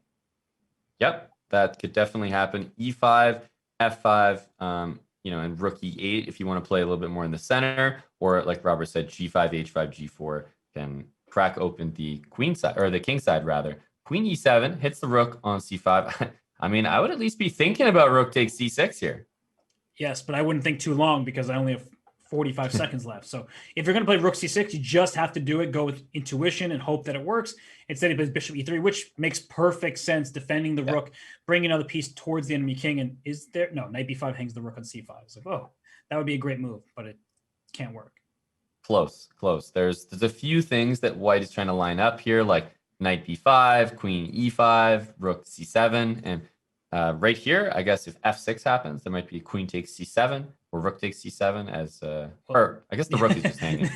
Yeah, I was gonna say that rook is under attack right now, but your point still stands. If like trying to set up a tactic here, there's a hanging rook. Robert, help me out. Yeah, if you play queen d7, then rook takes c7 is an option, and knight b5 is coming. There we go. This is looking quite a bit scary for Greg all of a sudden. Yeah, I don't know where this this initiative came from. I think it had to do with that knight from c6. That was the thing, like keeping the c file close, guarding the central squares. I would have preferred to have that knight on c6 instead of d6, where now I almost prefer Levy's position. Look at that move. Knight d5, it looks like c4 would kick the knight out, but the rook on c5 is no longer defended because the queen on e5 is cut off. So this is getting tricky. Levy down to 13 seconds left. He takes the a-pawn, rook a5, but all of a sudden white's pieces are in really weird places. Oh, and then knight c6 to follow. Nice. Yeah. 4 seconds. It looks like. What? Oh! Don't take that rook. Do not take that rook. a6. It didn't even take a pawn. You would have thought that you stole a pawn for the tactic, but no, you just put your rook on the square. Whoa. Rook d6. I mean, this is a insane position. I don't know what we're even looking at here. It's almost like white thinks that black's position is his position. Like he thinks that's his side of the board. Yes, and queen takes g7. You can just go rook takes a6. And after queen takes rook, king takes knight, you're up a full piece. It's no surprise to me that those two pieces behind enemy lines there, Robert, actually did in fact go down. Yeah, they were in awkward territory. And this is what happens when you're down so much time. It's been working out okay for Levy in plenty of the games, but sometimes it comes back to bite you. Yeah, one thing he does have is a queen d4 check, something to keep in mind. Just to activate that queen back. Queen takes h7, also hits the knight. It's not clear to me where that knight goes. It would have to be defended. So queen f5 hits the mate, and then there's like queen f3 ideas. There he plays it, going to h1, and he wins on time, in addition to position. Yep, that is just a clean game. So I feel like in this match, we've seen like Levy will have a great game, followed by kind of a quick loss. And that's, he's not been able to get the momentum really going. Greg is always there to stymie that. Yeah, Greg has felt consistent, at least in terms of the clock situation. Not always the play. He has made plenty of mistakes himself, but overall the match has been well fought. There have not been any, or not too many, I should say, crazy blunders of just a queen hanging and things like that. We saw in the Roberto against Lars match, some checkmate in one on G2 that was hung, and all sorts of other things. This has felt much more stable from game to game. And well, we have another position where I like white. Surprise, surprise. Bishop h6. I feel like we've seen this in maybe another match as well. Maybe even the last match we just commented with bishop f8, bishop g5 being a possible repetition, but no. Levy says queen b6. I'm going to play this like a French, but difference between this and a French position is that bishop on c8 has already gotten outside the pawn chain, given itself up for the knight, which in turn makes the d4 square a little bit weaker. And it means you don't have that bad French bishop. But on the flip side of things is f6 is a typical French idea that you can't easily play without your bishop, because the e6 pawn will be not just vulnerable, probably captured. So that's the big issue with losing that bishop, is even though you're not suffering with that awful piece, you can't make your pawn break. True. At bishop f8, I mean, if that gets captured, and it doesn't, it's actually bishop back to d2. If it did get captured, that's exactly what Levy wants. He doesn't have a lot of space. He wants to trade pieces. And that bishop on h6, so annoying. That asks the question to the king, where do you want to castle? Like, where is it going to be safe? Castling queenside and castling kingside both look a bit questionable. And look at Greg taking the knight. So we have opposite colored bishops. That knight on d7, not a very good piece. The pawn on d4 takes away its forward jumps. The c file is open. White has connected rook, so that could be good. And where is that king going? Greg says, hey, if you were planning to castle kingside, think again, because now your g6 square, I got sacrificed right there. Right. Queen g5, I have to say, just looks really strange because of bishop e7. It seems like black would want to go back to e7. It looks like not entirely obvious maybe that you'd want to retreat in chess, but bishop on b4 is sort of blocking the queen, and it's always subject to an a3 by white. So I feel like that's nice for Levy to get the bishop back with tempo, but he's not happy with it. He says bishop f8. No, we're not done the home renovations. I agree with you. The queen to g5 felt like a bad move. It just gave Levy some free time, and he didn't seem to make the most of it. But speaking of time, he's doing much better on the clock this game. His position may be a bit shaky, at least according to the eval bar, and well, my eyes also tell me that White's position is good, but he's doing well on the clock, so he at least can find resources to help him stave off an attack. Queen g3, hinting at bishop takes g6, just as an idea. Doesn't mean that it necessarily works. There's sometimes just rook g8 is an easy response. If Levy can orchestrate like knight b8 and knight c6 without there being a bishop takes g6, then I think his position starts to turn around. I think c6 is the ideal square where that knight wants to be. You mentioned it's completely dominated by these pawns. I agree. So I think we need to get that knight on c6 where it actually does something. And he castles queenside, which means b4 immediately. Don't even think about it. Just push your pawns. Your rook's on b1. What's it doing there? Hey, it helps you thrust that pawn up the board. b4, knight c3, knight a4, pawn b5. I think these moves can be played pretty much in Greg's sleep, and I'm not sure how black is able to fend any of it off. And the one thing to keep in mind is that the bishop on h6 covers c1. It's easy to forget that long-range piece covering your access to the only open file. So at some point, I know it's going to be tempting for Greg to just want to play rook c1. Just remember, bishop is sitting there sniping you from h6. So black can actually get rook c8, as we see here, and he's going to have full control. And here comes a5, b5. Say, hey, have the c file. what squares do you have? Not c5, not c4, not c3, not c2, and not c1. So you have none of these squares for your rook. And so b5, I'm just breaking through, checkmating your king. Good for you for having the rook on c8. Yep. No, this is and look how quickly it happened. b4, a4, and then the pawns are already on a5 and b5 here. I feel like Levy would not sign up for castling queenside if he knew this position was going to be, the case 4 moves later. I would just play rook b3, next rook over to b1, and that's what Greg does. The a5 pawn have it. That actually makes your king even weaker, opening up another half-open file for my rooks. And yeah, the f7 pawn remains a target. So your attention is all across the board here, and it seems like white should be able to take full advantage. Yep, whether it's taking on a6 or just doubling up the rooks, it all looks pretty good here. I wonder what the continuation here is for Levy. The knight on d7 is still not doing anything. Rook on h8 not participating as well. I mean, b6. You said that with like, oh, I can't really play that move, but I might have to. And Levy has been doing well on the clock in this game. And if he's going to find a defense, he needs to do it quickly to conserve time, because even if he finds a defense for the next 5 moves, that 6th move with 3 seconds on your clock, hard to save the game at that point. Rook f8 looks like a I really don't know what to do move. Right, completely stuck. And maybe bishop b5, rook a3. No, you queen d2. So I'm trying to trap your queen, but your queen has the d2 square there. Yes. And bishop b5, like I think he's going to go knight b8 because there's no other place to go. Rook c7 is the only other move, but yeah, knight b8 looks more natural. Hit the a6 pawn.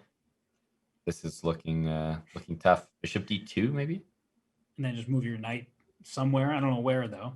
Maybe knight a4. I don't really want to go to a4. Yeah, I feel like I would go bishop d2. Just attack you. Do something. Okay, I'm moving my bishop immediately away from the b5 square and going knight b5 next. Pre-move. Pre-move. Yep. Actually pre-move. Oh, this is knight b5 check. And then just rook a3 almost traps the queen. You have the d2 square. Oh, rook a3 first trapped the queen. Nice. When the knight was in c3, rook a3 would have trapped the queen. But he resigned with 0.1 seconds left. Wow, he got the resign in just in time. Amazing speed there by Levy to get that resign in. Well, that actually is incredible. I don't know if I've ever seen quite that timing. Impeccable for the resignation. But in all seriousness, that's a huge victory for Greg. He goes up 2 points. And now we have to start talking him on, if Levy loses this game and goes into the bullet down 3, does he really have chances? I would say yes, because of how good he is in bullet. But the question needs to be asked. Yeah, it definitely needs to be asked. It looks like, as we look at the match clock, that this will be most likely, or almost for sure, the last game of the 3-minute portion. So as we see h5, this is going to be a very exciting game. Normally, you're supposed to sacrifice here. I wonder if he's going to go for it, because when I see a move like h5, Robert, it means that you're asking who's going to win this game. Can Levy win this game? Well, at least somebody is going to go down swinging here.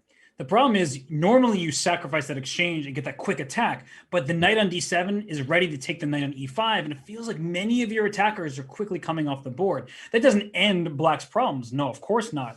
But you want to just increase the pressure. He might even be looking at a knight takes f7 sacrifice to keep the king there. No, he's too good to just give up all his pieces for the sake of attempting to attack. But I do believe that at this point in time, Black should be just playing rook f8, move the bishop, castle queenside, and I don't know if White truly has enough for the sacrifice material.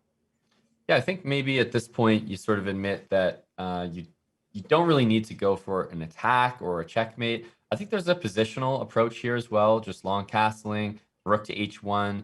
I think it's fair to say you could probably expect to win that h-pawn.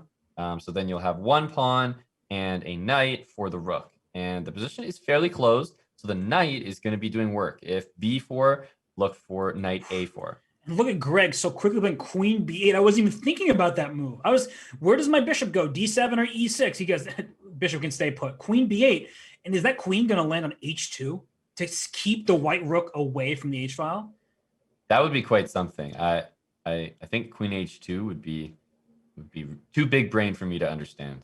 Okay, well, he settles on d6. He agrees with you, but I really like the look of queen h2, keeping the rook away. Yeah, rook h1. I like it, though. I would have probably even considered taking that queen. Totally understand the move queen g3, but I've had a lot of experience playing these positions where, yeah, you're down material, but hey, it's a 3-minute chess game. Like, just having a good structure, having a pawn and knight for the rook. One thing to remember is Levy has one pawn island. So every single pawn is connected to one another. They can all defend one another. It's a position that I think he could go for a solid approach to just as well. Yeah, I agree with that. And you can even trade queens and just say, hey, I'm going to win one of your pawns back. And he's going for breaking open the position. He's saying, I don't care. I need to get after your king. But that might be the wrong approach, especially, and I hate to sound like a broken record, look at the clock. Yeah, I mean, a minute left. So he's down a minute. I'm not a big fan of e4 at all. I really, really like the pawn on e3, keeping everything closed, covered.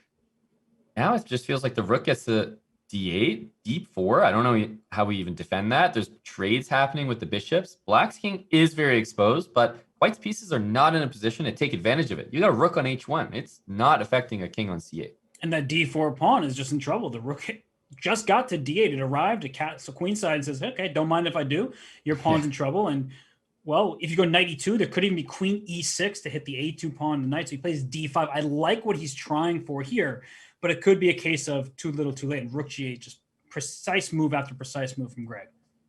And it could even be, well, I was thinking queen g5 to try to trade, but there is f4 in that position. So probably, I mean, his queen e3 is a little bit dangerous because you're thinking about ideas like queen c5, queen b6. So I'm not sure if the move rook g8 is that impressive. 100% though, we're going to see f4, and we do.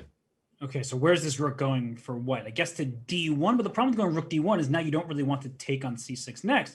However, the threat of queen b6 or queen a7, I think that's more important for white's chances here. And actually, yeah, Greg's king quickly in some serious danger here. I don't think this is that bad. There's also knight takes b5 ideas with queen c5 check, and at the very least, you're not going to lose that position. It would just be perpetual check.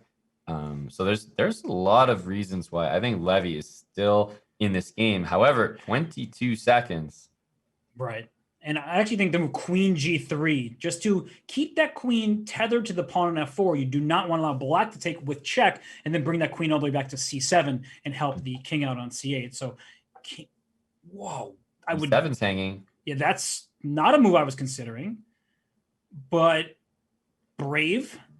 Brave for sure. I think e7 was hanging, and then even just d6 afterwards. I don't think anyone is playing this terribly accurately right now. There's b5 and c6 that can both be captured. There's too much to calculate. And if you take on c6, the queen jumps right back from g2 and helps out that king on b7, offers a queen trade. So queen e3 was the choice.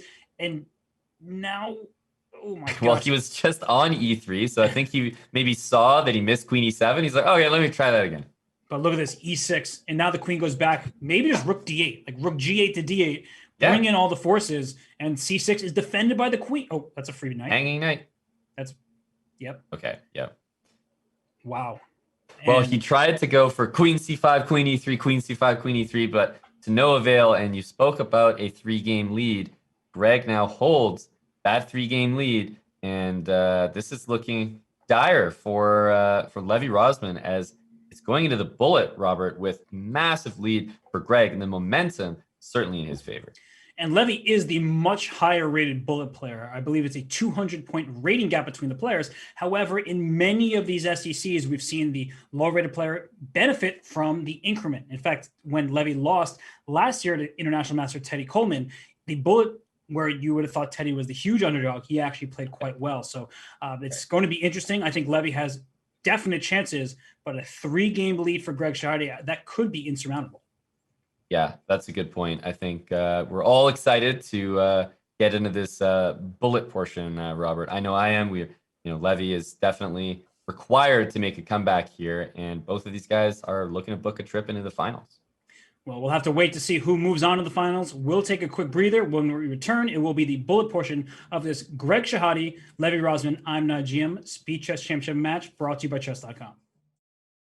Well, here we see the players on screen. Greg looking very concentrated, ready for a bullet. His pillows look a little bit fluffed in the background over there. So, Aman, based on body language right now, do you think that Levy has comeback potential. He doesn't seem to be his sprightly self.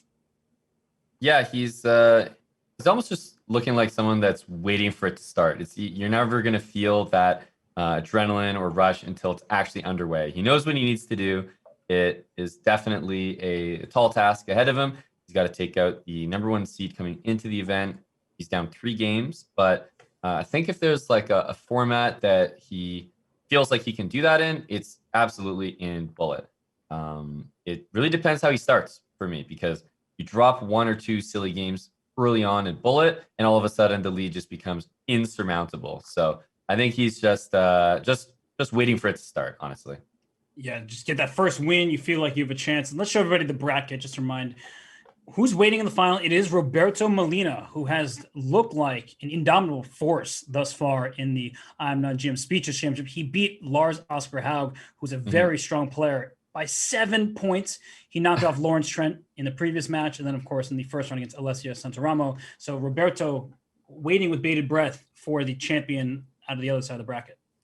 Yeah, this is going to be obviously a very exciting conclusion to this match, but we are excited for the final, which will be coming shortly after. Roberto Molina against the winner of this match right here. It's going to be high quality stuff from here on out, Robert.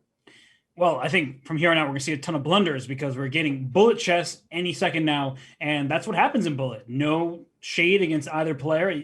When I played Bullet, I dropped my queen all the time. So Botez gambits galore, lots of fun ahead. But if you're Levy, you need to get off on the right foot. And it may not be a win, but you just need to start feeling confident again. Yeah, and it's going to have to start right here. He's going back to the Caro-Kann. Greg is just so solid.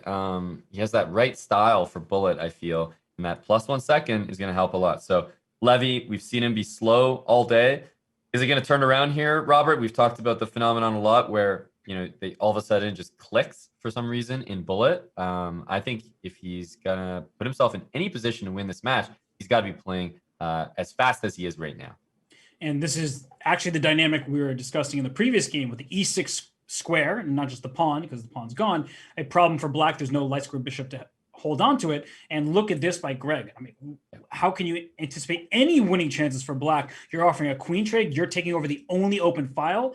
This looks like an amazing position for white, where in a classical game, I think that you would say, hey, white can win this 50 moves from now. Yep. Oh, knight d3 here. Looks safe. I mean, knight e6 is still reasonable, but I agree. Knight d3 going into c5 or e5. You mentioned you have control. I mean, how much time is going to be burnt off the clock here for what could still be a loss for Levy? Several minutes. There's just no way to end this game anytime soon. And black can hardly move. You're just moving your pieces, shuffling them around. And what's the actual plan? I don't quite see one. Mm-hmm. Yeah, this is very, very unpleasant. There's h4 to think about all the way on the king side. Then I was about to mention rook d6, rook e6 is another way to try to get the rooks involved. Not pleasant. And knight c5 now. The knight moved away from d7, income to e6 with a fork. Even if it's not a fork, you may still want to put your knight there. If the king goes up to g6, then the rook definitely... Wait. Rook takes f6? Yeah.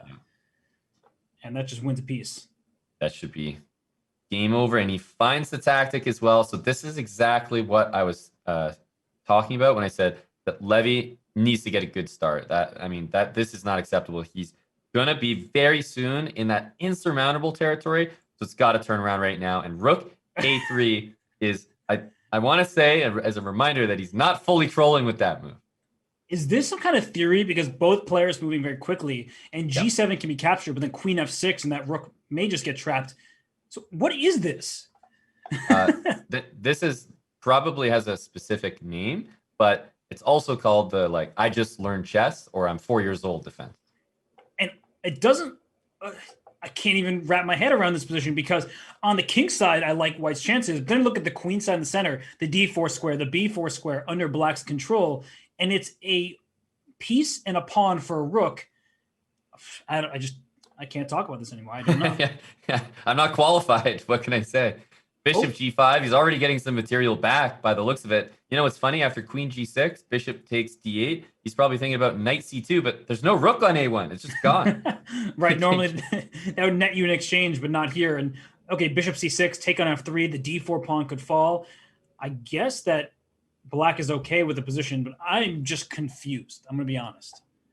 Rook h4, Yep. another rook lift.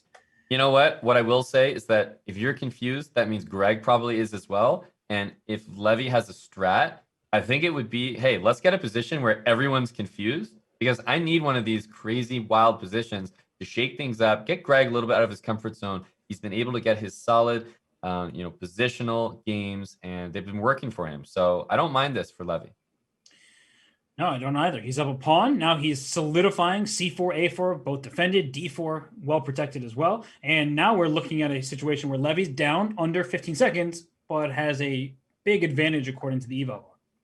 Yeah, all he needs is queen h6, king g1. There's a lot of sort of slow, chill moves he can play here that look fantastic. And bishop g6. I like the rerouting from Greg. The c2 square. Maybe the bishop will land there and hit the b3 pawn. So you have to be careful about that. Instead, Levy goes forward with c5 and giving up some squares to gain some forward jumps. Yeah, knight b5. If you ever play c6, knight d6 for sure. But I'm not sure that I would say that's very worth it. As you see that knight is jumping around everywhere, looking to get to c4 and hit the a5 pawn.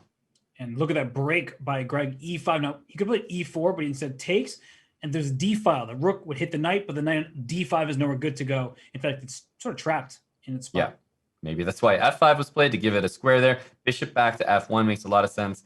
And f4, rook h3. I mean, Levy's just putting all his rooks on the third rank. 1.2 seconds left. He has no time. And he's playing well considering, but he barely has time to get off his moves. Crazy. Wow, great Take though. that knight, though. That's very helpful. Knight takes c6. How is he doing this with just seconds? How did he do that? I was like, he's about to lose on time, and then he just wins all the pieces. Every piece. Oh my God. That's signs of life from Levy Rozman, folks. Knight d6. He just won literally all of Greg's pieces. He needs to play with 0.01 seconds more often. And Greg is doing the smart thing of not resigning. He is up 4 points. We are now under 19 and a half minutes. You play these out till checkmate because you want to use every last second.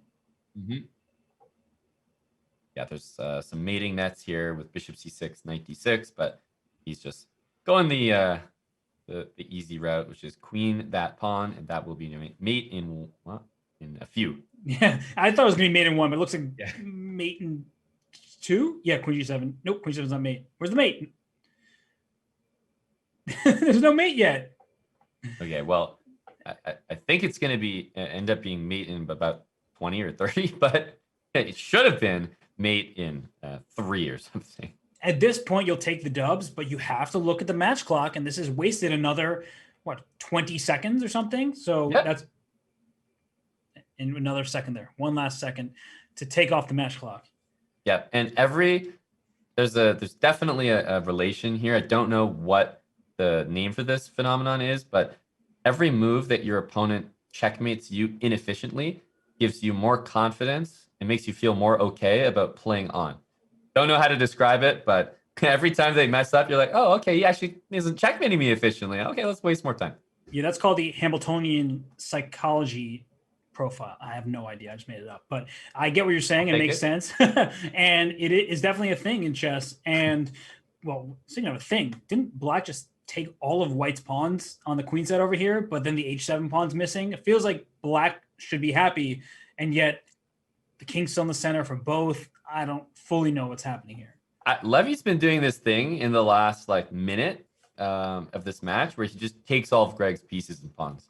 And it's working quite well. In chess, I highly recommend that strategy. So Levy, he's taken pawn from the b file and the d file. He's going to get a queen trade as well, or queen c3 if he wants to keep the queens on the board. This is just amazing for black, I have to say. Although I'm not sure I love keeping the queens on the board, because some kind of rook takes f7 would worry me. It probably doesn't work out, but I'm trying to knight e5, rook f7, queen d7 check you. It just, it's not happening. It's time for, rook b5 or rook b3, and Greg can maybe swing the rooks and do some weird gymnastics with them. Oh, rook b3 is a great call. Just rook lift, hit the queen on c3. I think rook b3 right now makes a lot of sense. And at some point, he does take on e5. So where his queen's trying to go to h5 to take with the pawn. And that's why Levy took with the queen and now castle queenside to safety. F7 is loose. There is rook h8, but rook f7 is something. That's true. I honestly forgot that the pawn would be hanging there. And rook h8, king g1, then rook h6, other rook to h8. Go for the mate. I'm just not sure you accomplish it. Yeah, I mean, he's using a lot of time here, and there we go. There's a natural move, and king g1 immediately played. And what's the drawback of rook h6? It looks Nothing. You can't stop it, right? Maybe he was thinking of some rook takes b7 trick, bishop a6, but there is king c7 there, and he's all covered. What else maybe rook b4 to h4, just give up a pawn to stop the checkmate. I like that. Yeah. Wow, what a find. I like that move. And actually, bishop h7 would be a threat if the rook went to h8, because the d7 square and the black. Wait, bishop moves somewhere. Bishop f1. F1. Yeah, you have to play bishop f1. a6. Oh, maybe. Gosh. Bishop a6. maybe. Okay. Queen h1. G2. It's mate. It's mate. And Greg shakes his head, but he's going to play on just to waste time. But Levy now, with 2 consecutive victories, he's working his way back in this match. Yep. Queen b4 is mate. And look at that. That was a deep breath there. And like, I got this. 15.5 minutes. That's way too much time for Levy to mount this comeback. Yeah, I feel like both players just looked at the match clock there, and Levy was like, wait, damn, I got a lot of time. It's amazing how rushed you feel when you're down by 4 points and you have 22 minutes or whatever it was. And then now that you're down by 2 with 15, you're like, wait, I can draw this game. I can draw the next 3 games. I'll still have plenty of opportunities to make this work. And we want to remind everybody that it is the match clock. So if you start the last game with even 1 second on the match clock, you still get that game going. So the game doesn't end on the spot like in arenas. So right now, bishop g5, Greg's queen is under attack. You can't block with the bishop on e7, otherwise you'll drop the g7 pawn. And this looks awkward to me from Black's perspective, but this must be still some kind of theory based on the way they're going. Yeah, these days in chess, you're pretty much going to be correct if you say something like, this is probably theory. Yeah, it looks, I've seen this in 3 games before, but this looks very bad for Black. Well, the problem is that Greg just can't get his king out of the middle. He needs like b6, then he needs bishop b7, then he needs the castle. And what is up with this move? There's a rook h8 and queen h4. It's just game over. Oh my gosh. And Levy's about to get his 3rd consecutive victory. And look at Greg. He's tilted. What I would do is I would lose this game on time, not to waste match clock, but to gather myself. I need to regain my composure. And look at his face. I mean, he is really just super upset with himself right now. And you need to take a breath while you have 15 seconds to do so. Yep. And that's exactly what he's doing. So there's one thing I will say about Greg is that we are seeing a lot of those experiences that he has in this format and these type of competitions come in here. He knows how to use the clock, whether he needs to take a breather, whether he needs to waste time. But now he's probably thinking, well, wait a minute, maybe I want more time on the clock because Levy might actually be taking a lead soon. 9F, 8.5, anybody's match. And right now, Greg goes back to the white side of this French defense. I've liked this for him all day. I think he scored quite nicely as well. And his knight c6, knight e7, knight d5, it feels time consuming. And in the previous game, Greg did put his bishop to a6 at some point. We'll see if he repeats that. But that knight c3 trick, that was what was missed. Careful, it could happen again. It was bishop b5, c6, bishop a6. That was the exact game here. Oh gosh. We're do it again. Okay, he brings bishop to c4, though. He doesn't play bishop a6. I wonder if he knew that. It's interesting. Anyhow, we got a position that does look fairly similar. However, main difference, bishops are on the board, the light squared bishops. Not sure I love the move a5. I get the intention, but it feels risky considering where your king is. And that knight trying to go to c4, venture on over to that b6 pawn. There is h2 hanging. Is he, is he going to take that one? I think he might. That'd be so funny. He does. He grabs it. They've both taken that H pawn from each other in this variation. And just bishop e7. If you play knight e4, there's always pawn f5. And the queen goes back to, honestly, a4 followed by b5 wins a piece. So that's why Greg went a4 himself. Wow. Just b5, c5 coming next. The queen on f3 is under attack. This looks horrible for white. And Levy is about to, well, I don't want to say about to, but he's looking like he's well on his way to taking his 4th game in a row. Yeah, I mean, but look at these pawns. It's going to work out for someone on the queen side here. It's going to be pawn takes a4, queen takes c3. It's a lot of decisions you have to make quickly. Oh, and I didn't like taking on b4 from white. You could have played c4 and locked that queen out of there. Mm-hmm. Even here, white has some chances, but the king's so open, I would certainly take black. Yeah, there's also, don't forget about the other side of the board, h5, f5, rook g8. I think black can strike on all fronts right now. And king a7, just getting the king all the way to the side. But is he trying to get rook to b8? That seems to give white some time. Yeah, keep in mind there's d5. I mean, he just hung material there, by the way. Yeah. Yeah, d5 check. So, okay, d5, knight to d4 to follow, trying to get into the c6 square. Yep. Okay, he takes first. Now the e6 pawn is hanging. The rook on b6 is pinned. The bishop on b3 is pinned. Very easy to go wrong here. For both. I mean, maybe queen c5? Queen c5 looks interesting. Here, I want to play e5, but maybe e5 for white. I don't really see anything else. Ooh, that looks risky. You have to play e5. Ooh, rook h. There's rook takes d4, rook takes b3. Oh, that would have done the trick. Watch out for queen f8. Still rook b3. Yeah, queen f8's one check. And what's he doing? Well, he's losing another game, that's for sure. Queen takes e4, takes g2 as well. Queen e2 should wrap up this game, and there it is. Oh my, and now it's 10 plus minutes and even on the scoreboard. And if you're Greg, you're probably just thinking, uh-oh, this is out of my control. But if you're Levy, you still need to play the board and not the opponent. You've won 4 in a row. You're feeling it. You're feeling good about yourself. Maybe you'll do the nap time gesture again, but you need to make sure that you don't get cocky because, of course, Greg is a very strong player. Yeah, and the thing with Bullet is somebody can just wake up and, win a couple games in a row. That's just how it works. Especially if you're just crushing someone over and over. Are you going to keep doing that? It really depends how the mental is. Greg right now, he might, with the match tied, if Levy takes a lead, he might start playing a bit better. Sometimes that happens where instead of being so solid, you actually play, in the position, play actively and with success. So right now, taking on h5, this seems to favor white. Castle queenside, rook d to g1, try to kick that rook from h5, play f4 perhaps, and push the f-pawn. So I like white's position here. And, well, we know what's happened in the last bunch of games. I think that Levy should feel good. Agreed. The only thing I don't like is the pawn on a4. I don't think it's a big deal, but yeah, I'd wish that pawn was like on a2 instead. E4 played, and I agree with you. There's h4 falling, but e5, I guess we take, and there's e7 that's loose. Oh, we should have taken the knight on d5. Probably that would have taken away rook a takes defender. g6. Bishop f5. If bishop takes f5, queen f4 check, at least you save your king and trade off some pieces. He does just that. Huge move by Greg there. Very important. Yeah, you were calling for rook takes g6. The only way I saw to stop it, at least in a nice looking way, was this move here. And now Levy's spending time, and Greg is right back in this thing. Whose king is really weaker?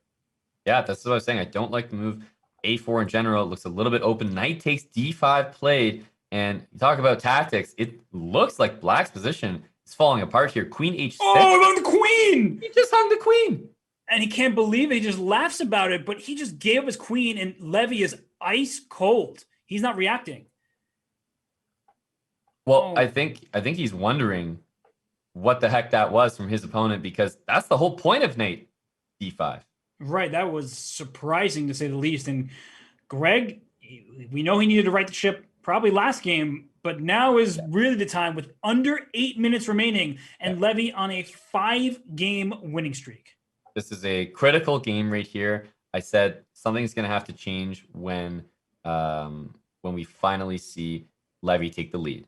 So now Levy is leading in the match. Everything Greg was doing, stalling tactics, whatever, you got to do the exact opposite. You got to play a little bit more aggressive, and you cannot, I don't think he can drop this game. No, but I do like this version better for Greg than the previous ones because his bishop was on e3. Now his bishop's on g3, making that rook on g8 not feel particularly strong. And still the same problems structurally exist in black's position. And now with the queen on a6, I mean, well, okay, queen c8, that's the way to try to castle. Queen d3 hits h7, c4 next, and black's king is still in the center. And these openings for Levy, I feel like they never go well when Greg is able to just trade. Because I feel like what ends up happening is this h7 pawn is just attacked. And how do you defend it? f5? Well, thanks. I'll take that pawn too. Yeah, it's pinned. So he can just steal h7 right now if he wants it. He plays rook h1. He wants to take on h7 with the rook. That pawn's not going anywhere, so might as well. And if you play f5 now for black, there's knight e5, so you can't get away with that. C5 play. Levy he's trying to create something. Of course, this move makes a lot of sense, but ice cold. He just plays d takes c5, says, all right, your knight can move, but I don't think you have any good discoveries. And he didn't want to give Levy enough time to take back with a piece on c5. Now the pawns are separated with that split pawn structure. They're weaker, and rook d3, making sure the rook is safe, trying to bring that up into the position. I think, okay, queen a6 check looks good. I'm trying to find some kind of, not a mating move, but like, can I play a4, or is that too tunneled? I feel like this position is getting a little bit back in Levy's favor. Not his favor, but he's climbing back at that advantage, like the c-pawn running, and I don't really like the coordination from Greg of the last couple of moves. His king is looking all alone. C3, the rook's on the D file, queen's on the C file. I mean, this is looking good for black. Yeah, if you played b3, just queen c5, threatening queen a3 check, and queen takes f2, and it's white's king that's in danger. So the last bunch of moves have clearly favored Levy. The clock, under 10 seconds for Greg. You got to move. He's got to move. He's really let this one slip after a great opening, and he does play b4, so same idea, but he didn't want to deal with queen c5. Right. And now queen d6, queen d3, you can offer the queen exchange. So you have to play queen d3. You have no other choice. He does that. And if you're Levy, do you trade queens here? He says no. An e5. Okay. Wow. Great move, knight e1, though. I like that rerouting to get to the d3 square. Rook d4. Rook d4, this rook h8 check. I think. Yeah. Rook h8 is a good place to start. Forces the... Okay. Ooh, okay. I think the queen needed to get involved there for black. Knight c5 and then knight a6 check was it a threat? Okay. Oh, queen man. Oh, we lost in time. He won on time. Oh my goodness. Wow. We have folks, we've reached our cruising altitude of full tilts for Greg Shahade. I don't know how many it's been. 6 in a row, Robert? It has been, yes, 6 in a row at this point. Wow. Just completely one-sided in the bullet thus far. We still have time. 4.5 minutes left. If Greg can take this game, he will have time for another, but he cannot afford to lose. If he loses the match, the game, he also will very likely lose the match. This one is everything. I thought that last one was pretty much it, but now this one actually will be it. If he loses this one, I don't see the comeback happening. Levy has, he stumbled into this bullet segment, I feel like, Robert, but ever since that one loss, he's been unstoppable. He looked dejected. He looked down. He did not seem happy about what was going on. And yet, once the bullet started, Greg won the first game. It seemed like things might get away from Levy, and yet here he is with a 2-game lead with just under 4 minutes remaining. And queen d5 played. Watch out for queen a2. That could be some... Wow, c4. Okay. Very aggressive move. I feel like this could get a little bit loose for Levy. Knight g3 is the plan after queen e3, though. So where do you move your queen to? I don't see an easy square. There's rook h6. Okay. That does make sense. And rook g, perfect move from White. And Levy's just playing so well right now. Got to play h5 next, I think. h5, knight g3. Rook g5 trap the queen. But this queen, it can be trapped if you just go back knight e4. The queen has nowhere to go. Knight e4, right. Queen f5, rook g5. I think he sees it. You think he notices it now? Yep, there it is. And you see that he just takes a big breath there. You got to resign, Greg. You have to resign. Yeah, you got to resign quick. And he needs to win this game like instantly, which is just claim win. Yeah, right. Move 1, resigns. Yeah, I think this is going to be Levy's match. We're still in it, but just with the time taking in 2.5 minutes, that's as long as this game is probably going to last. Again, I'm kind of skeptical about Black's position here with the king in the center and pushing your pawn to e5 in this manner, but perhaps this is still in Levy's general repertoire. And okay, king h2, now he can castle, and okay, Black is doing well. Well, we've seen that rook a3 to g3 to g7 is in Levy's general repertoire, so I think he's okay here. Yeah, knight takes e5, for example, just looks real good. Yep. This is it. I mean, he made an insane comeback, Robert. He took off. Something just changed within him, and the first bullet game did not go his way. And then after that, he's won 6 in a row. And right now it's looking like 7. He's ascended. Yeah. This is looking like it's going to be 7 in a row after a loss. So it's not like he just came into the bullet and just won every game. And we're all like, wow, Levy, we knew he was a beast in bullet, but look what he just did. He actually came in and lost. And it looked really good for Greg coming out of the gate. And then to come back from that and still get the win is super impressive. He's bookended this match. He started with 2 wins. Then Greg went 4 out of 5. And now Greg, won the first bullet game and was leading down the stretch of the 3-minute portion. And now Levy won 6 and about to be 7 in a row, it seems. So bishop takes F1, just a knight on F8 can't move. G2 is hanging. You're already up material. And rook D1 might be the necessary move here. And rook takes F2, and then some mates rook G7 or rook takes F2.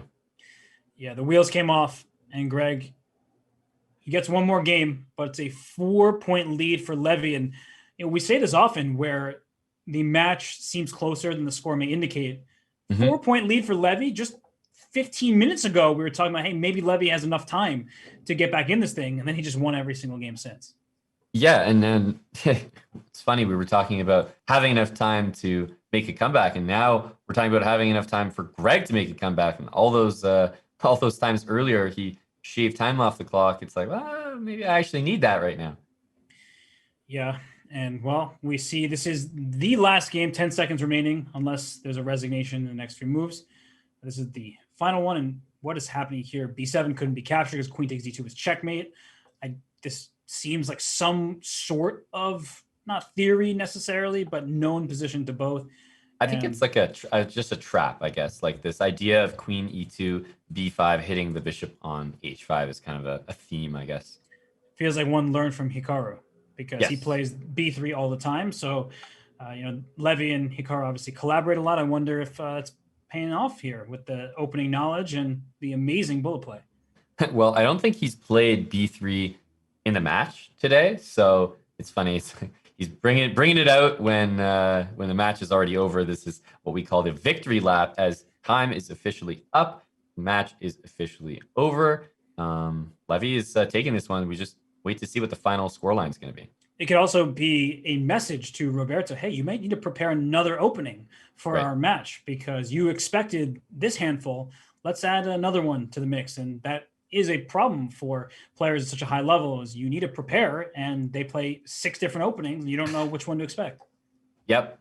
That's a good point. Ever annoying when you play players that have quite a big repertoire. Yes. And okay, last game, just trying to see where we're at here. Even material, white with the bishop pair, black with, I don't know, pawn on h4, control some dark squares here. That's why I played bishop f4, to trade off the bishops and take over the dark squares. But we know who's making it to the final from this side of the bracket. It is Levy Rozman, and Greg can just take one for the road, a victory here if he can get it, because I do like his position. Yeah, knight on f4 is super strong, and even if you trade it off, knight f2, knight d3, there's going to be another knight going to e7 and g6, and there it is. This is going to replace it. And knight c5, that's good. You're hitting the pawn e6, but that knight on f4 is so strong there. I think that black, from a strategic point of view, is dominating this position, as white's pieces are stuck being passive, this bishop on f1 in particular. But I like what Levy did. Rook a2. Take and c5. I think you can get some fun stuff going. That looks great. And rook a1. Now you don't even need c5 because the king moved up. Yep. He does anyway. He had his choice.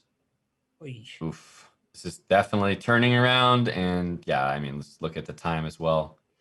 And if king d8, knight f7 check. Yeah, it wasn't a free rook. I mean, he might have thought there was a free rook in the corner, but the knight on g6 is covering. Yeah, and look at knight d5, throwing knight b4, protecting c6 because of the 4. And knight e3. Whoa.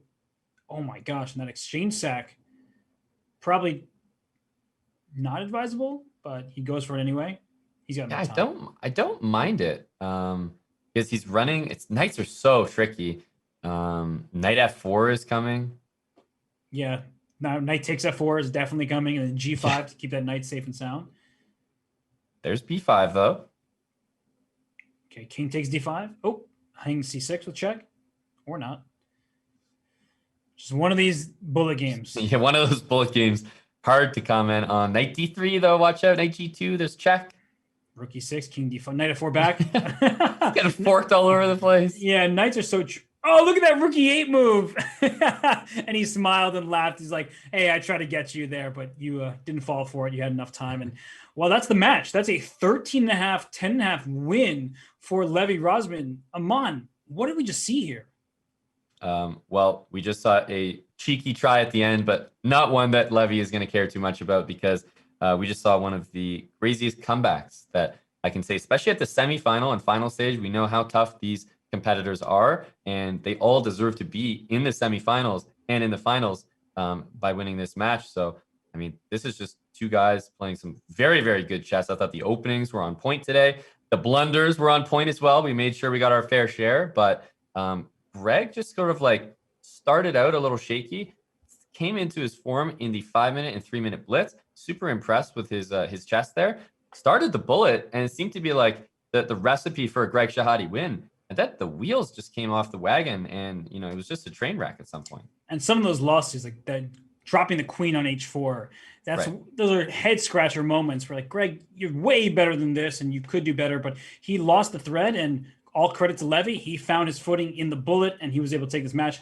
Everybody, please stay where you are. We'll be back with the players in just a few for the post-match interviews. And welcome back, everyone. We are joined by the players. Myself and Robert are joined by Greg Shahade and Levy Rozman. We're going to go right into it. Jump over to you, Levy. I mean, the emotions, you must be feeling something right now. How does it feel after what was one of the most impressive bullet comebacks that we've seen in the tournament so far? Well, going into this, I literally had one strategy, and it was to keep it close until the bullet, because I figured I would have an advantage there. I don't know if you guys remember the second to last 3+1 game. I clicked my king. I was down 1. I clicked my king. I click my rook on A8 to move rook C8. I long castle. I get destroyed. So I'm like really mauling at this point. And Greg just killed me in the next game. And when I went down 3, I was like, okay, it can't get any worse than this. Because like I figured, okay, I did it once, right? Maybe I can do it again.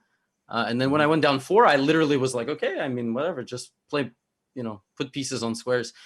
And yeah, I mean, it worked out. The tactics and bullet are pretty crazy, but no, I mean, significantly less emotion than last time. It's been a pretty stressful week for reasons the chat and you guys know. So I'm just happy to be in the finals. Yeah, and Greg, over to you. I mean, you played some great chess in the middle portion of this match, but one decision that we kept asking about was game 1. You had a draw in the bag, you had a repetition, and then you essentially handed Levy the point almost as if you thought he might pre-move or something. So what was going through your mind at that point, and why did you decide to play on? I saw queen D2 after king H2. I didn't see queen F3. And queen D2, I had some plan. And he had 3 seconds, and I had like a minute, and I'm just like, yeah. But after queen F3, I guess I'm losing. That was kind of sad.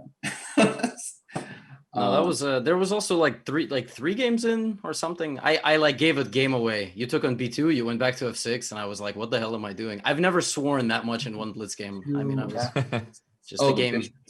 Yeah, you like took the pawn, went back, took another pawn. I was like, oh, just dead lost. Nice. Yeah. The match definitely seemed like it was like a rough start for you, Greg. You made a big comeback, and the 5-minute and 3-minute portions seemed to go your way. And then when the bullet came around, it actually started really well for you. You had that game 1, and as Levy was mentioning, it kind of seemed like this is the Greg Shahade recipe for a win. What happened after that? The wheels just fell off? Well, you never know how bullet's gonna feel. Like sometimes I feel like I'm bad at it, but sometimes you just win a few games. And then I won that first game, and I'm like, oh, maybe I'm fine at bullet actually. And then the next game I had a really good position on this Alekhine. So I'm like, I'm gonna win, I'm gonna be up by 5, everything looks okay, and then everything just crumbles. Just disaster every game. After that, he's really good at bullet, and I couldn't. Oh, that yeah. That game when it was 4 and it was the Alekhine, I had completely given up. It's almost sometimes like you just surrender yourself to whatever, and then you win a game. And you're like, wait a minute, and you start like believing, And then it just, I mean, Bullet is just nuts because the openings are crazy. It's all nonsense. You just do whatever. No, Greg is ridiculously strong at openings. Preparing for Greg, it's like, I mean, it's like going to the dentist. It's like I'm gonna do whatever. This is nuts. His openings are like, he beats like super GMs every week in Title Tuesday. So, well, Levy, I was going to ask you that question actually about openings. You were switching off between the Caro-Kann and the French. How are you choosing which game to play what, or were you just mixing it up because Greg is so well prepared? No, so my logic was that I was going to play the Caro-Kann. The line that he plays in the 2 nights is, I mean, I actually, that's one thing, Greg, if I have one gripe, I don't know why you play the 2 nights Caro-Kann. It's just, it's so depressing for both sides. But no, I mean, the plan was to play this stupid French that I play in Blitz in 3-1 and 1-1 because it's bad, but it's just tricky enough but Greg even handled those positions fine. It was like way later that things got weird. And then I prepared this idea in I don't want to go into his Grunfeld. I mean, let's be serious. I am not a GM. There's no Grunfeld theory here. So just played this one idea and had fun with it. Yeah. The openings were definitely a big story.